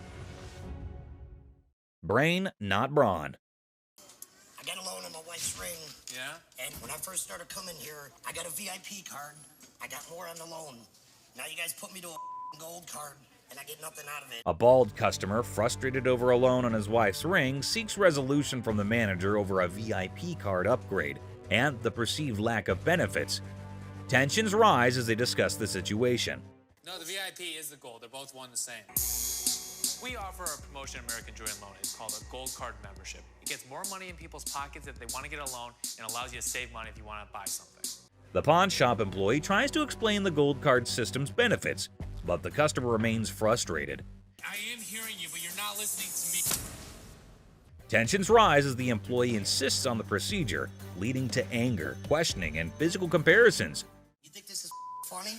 I don't think it's funny. I think that there's something wrong when you start hitting your head against the side of the window. Creating an atmosphere of animosity and miscommunication. What are you going to do about it? I'm not going to do anything about it. What are you going to do about it? The customer and employee engage in verbal sparring, escalating tensions. Whatever happened to it? You need to get out of my face, bro. Okay, sorry, let me scoot back. Really? The guard asserts their position, urging the customer to step back. The customer refuses, escalating the confrontation, leaving the atmosphere charged with hostility and unresolved conflict. Whatever you got to bring. Come on. The customer's unwelcome invitation intensifies, leading to an unresolved atmosphere. That's what I thought. The customer's confrontational tone suggests a potential fight, escalating tension and the possibility of a physical altercation. Volkswagen van. Good. I'm Les. John. What the hell is it? This is a 1968 Volkswagen van owned by Dr. Death, Jack Kevorkian. Hold on to your seats. A 1968 Volkswagen van, once owned by Dr. Death, rolls into the pawn shop. Les is on the case, exploring this piece of history. Weirdness level maximum. And I have everything documented. How much do you want for this thing? I'm looking to get in the six figures. The seller dreams of six figures for the van, but reality check. 20 grand? No. 25 grand. Negotiations go from 20 grand to a wild coin flip for 30 grand. Les, you mad genius. Oh my God. My dad's gonna leave everything to chance on a $20,000 coin flip? What are you doing? Seth and Ashley can't believe Les's coin flip antics. He's risking 20 grand just for a chance at 30 grand. The drama unfolds like a high-stakes comedy. Heads. Les, you wild card. The coin flip drama continues, with drum roll and laughter. Heads. Nails it in. Thank you. Thank you very much. Yeah. Perfect. Good deal. The van deal is sealed at 20 grand, leaving everyone amused and baffled. What a ride! There's no question. I proved to my kids I still got it. Les, the coin flipping legend, celebrates his 20 grand win. Laughter echoes as the deal concludes. The van's bizarre journey adds a hilarious chapter to pawn shop history. Ring drama. So what can I help you with today? I got this ring right here. I wanted to get it appraised, see how much it might be worth. Hey, listen up, people. Commodity Wild just happened at the original pawn shop. Imagine this dude who looks like he just rocked out at a concert stepping in, holding a ring that has probably seen more action than a library book. The crazy twist, he's not there to show it like a rock star. He's trying to sell the thing. I also wanted to know how much you guys would give me for it, like as a pawn, and then I pay it back. Okay, when I give you an appraisal, that's not how much I'm gonna give you in pawn. So he's all proud, telling the pawnbroker how this ring is worth a ton of money, when, out of nowhere, a lady burst in like a storm. What the are you doing? She's on a mission to figure out why her precious ring is about to be someone else's fancy jewelry. Cue the dramatic music, folks. Why'd you take my ring? Well, I wanted to see how much it was worth. Bull. Now, our rock star wannabe is caught red-handed, dealing with an angry lady dead set on getting her shiny thing back. It's like a soap piece crashing into a rock concert, and the pawn shop is the main stage. I just wanted to know how much it was worth, that's all. You're a liar. Why'd you take my ring? I'm sorry. What?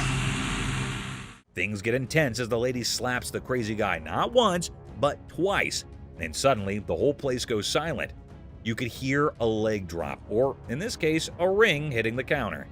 The other people in the pawn shop are stunned, wondering if they accidentally walked into a live reality TV show. You're a idiot.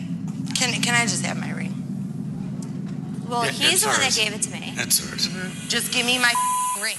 Our lady does not waste any time. She grabs the ring back, making it clear her bling is off limits. Right now. The embarrassed and confused rock star lookalike gets pushed out of the pawn shop by the triumphant lady. There you have it, folks, a ridiculous blend, up and a super dramatic autumn at the pawn shop. Turns out the real treasures are not just the bones for trade. Who would have allowed pawn shops could be this amusing? Stay tuned for the coming occasion of pawned out drama. Clown Prince. In a small pawn shop on the corner of Chuckles Street and Guffaw Avenue, things got really funny one day. A guy walked in with so much makeup on his face that he looked like he just stepped out of a play. The shopkeeper, who was used to weird stuff, tried hard not to laugh as the man approached, sporting a rainbow wig that seemed to stay on by magic. I need to sell this earring because my little red Corvette broke down. I have to Oh, no show it to kidding. tonight. Absolutely. Wow. The man, looking mischievous, whipped out a fancy earring from his pocket and showed it off with a big dramatic gesture. The shopkeeper, holding back a laugh, checked out the earring like it was some royal treasure. You know who I am, right? No. Who are you? You don't know who I am. But actually, it looked more like a toy you'd find in a cereal box than something fit for a king. 1,000. I'm just asking for 1,000 just to get my limo. No. That's not real. You gonna help me out? Excuse me? That's a real earring, but it's not real diamond. Are you kidding me? Ignoring the fact that the earring was probably fake, the guy started dancing like he was the star of his own circus. Prince, right? Prince, absolutely. Wow. He even gave himself a royal title, calling himself Prince. The shopkeeper, now thoroughly entertained, clapped along as the guy did his goofy dance. With a cheeky smile, Prince claimed the earring was a super precious diamond passed down from his clown ancestors. The shopkeeper played along, giving praise to this pretend royal jewel, while secretly thinking it would make a great prop in a comedy act. As the funny business came to an end, Prince, not ready to leave without a big finish, spun back to the counter and started another round of funny moves. The shopkeeper and his assistant struggled to hold in their laughter, tears rolling down their faces as the wacky Prince danced out the floor, leaving behind a funny feeling that stuck around even after the rainbow wig was out of sight. Boss's TV fiasco. Hey everyone, gather around because something straight out of a funny TV show just happened at the local electronics store. Imagine this. The big boss barges in like a storm on way too much coffee. Didn't I tell you guys to restock the TV shelf? Didn't you see I was just with a crazy customer? Yelling about wanting to grab some TVs. I mean, who does not suddenly crave a TV spree, right? Now, the poor workers are stuck between a rock and a high-tech place and cannot take the boss seriously. I mean, who could? It's like the boss watched too many action movies and thought today was the day to be an action hero with innocent flat screens. I gave you a job to do and you didn't do it? Dad, you told us we were like little kids. How does a baby know how to do inventory? But stay, there's a twist. The main character, the boss, realizes things are serious and decides he needs backup. So, what does he do? Grabs his assistant like they're partners in a buddy cop movie. Hey, you know what? The hell with it. I'm gonna do it myself. Bobby J, do me a favor. We need to go pull some TVs. To help with this crazy TV mission. Because obviously snagging TVs is a job for a dynamic brace. Ash, Seth, right now. Right now. What? Right now. Let's just went down. What? Let's went down. But wait, there's more sitcom gold. Out of nowhere, another assistant rushes over to the boss's kids looking really upset. Why? Just went down. What? Let's went down. Dad, you alright? Well, turns out the master is now on the floor. Yep, the guy who was on a TV conquest is now chilling on the cold floor of the electronics aisle. We have an emergency here. What happened? Did he say something hurt? No, he didn't say anything. We were pulling TVs. They call emergency services because apparently this is not just a shopping spree. It's a full-blown crisis.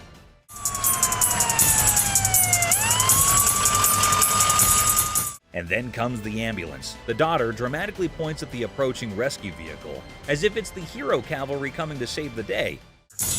My dad's always been the strongest person I know, and right now he's completely helpless. I can nearly hear the wacky sitcom music playing in the background. It's so crazy, snaggletooth, and, well, just another day in the unpredictable sitcom that's real life. Stay tuned for the coming episode. People more adventurous with the boss and his search for TVs are coming your way. Crazy store comedy. What's up, Grandpa? Where's your costume at? There. Corey, that's not a costume. In a super silly store, there's this hilarious pair that could out-funny any comedy show.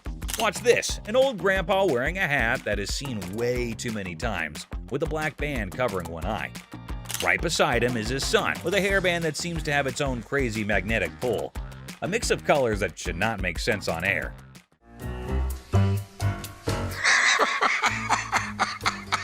What? So, a regular customer walks in thinking they're just here for a normal shopping trip. Little did they know, a comedy explosion was about to happen. The first person they notice is the son, and they burst into laughter.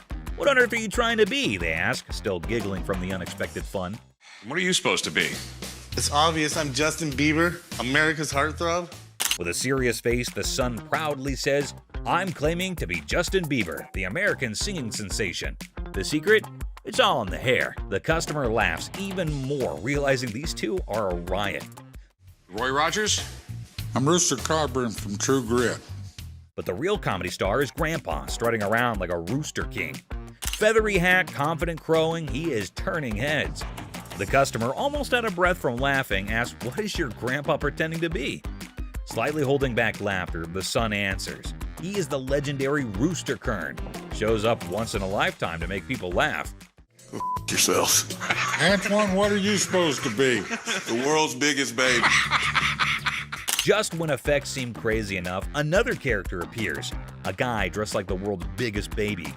The customer, nearly crying from horse laugh, realizes they have hit the jackpot of comedy. In this shop of customer craziness, laughter is the currency. These funny characters are the kings of comedy, making everyone laugh and showing that occasionally the best service is the one that comes with a big dose of funny. Pawn shop riddles. Look how stupid this question on Pawn Stars is.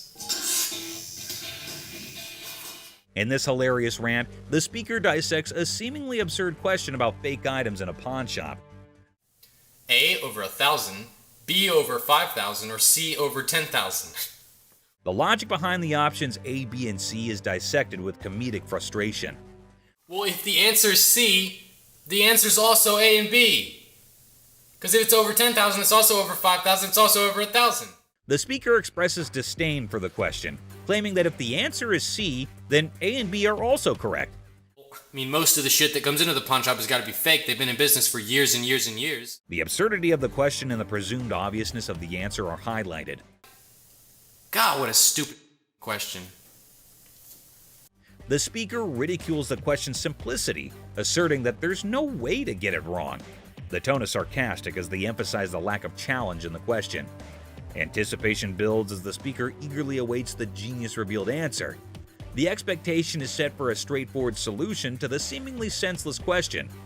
The speaker's reaction is a mix of frustration and amusement as the answer confirms the over 10,000 scenario. The comedic exasperation with the question's lack of complexity is evident. That's all for our video. We hope you liked it. Please comment, like, and subscribe. Don't forget to hit the notification bell for more videos like this. Share it with your family and friends. See you next time.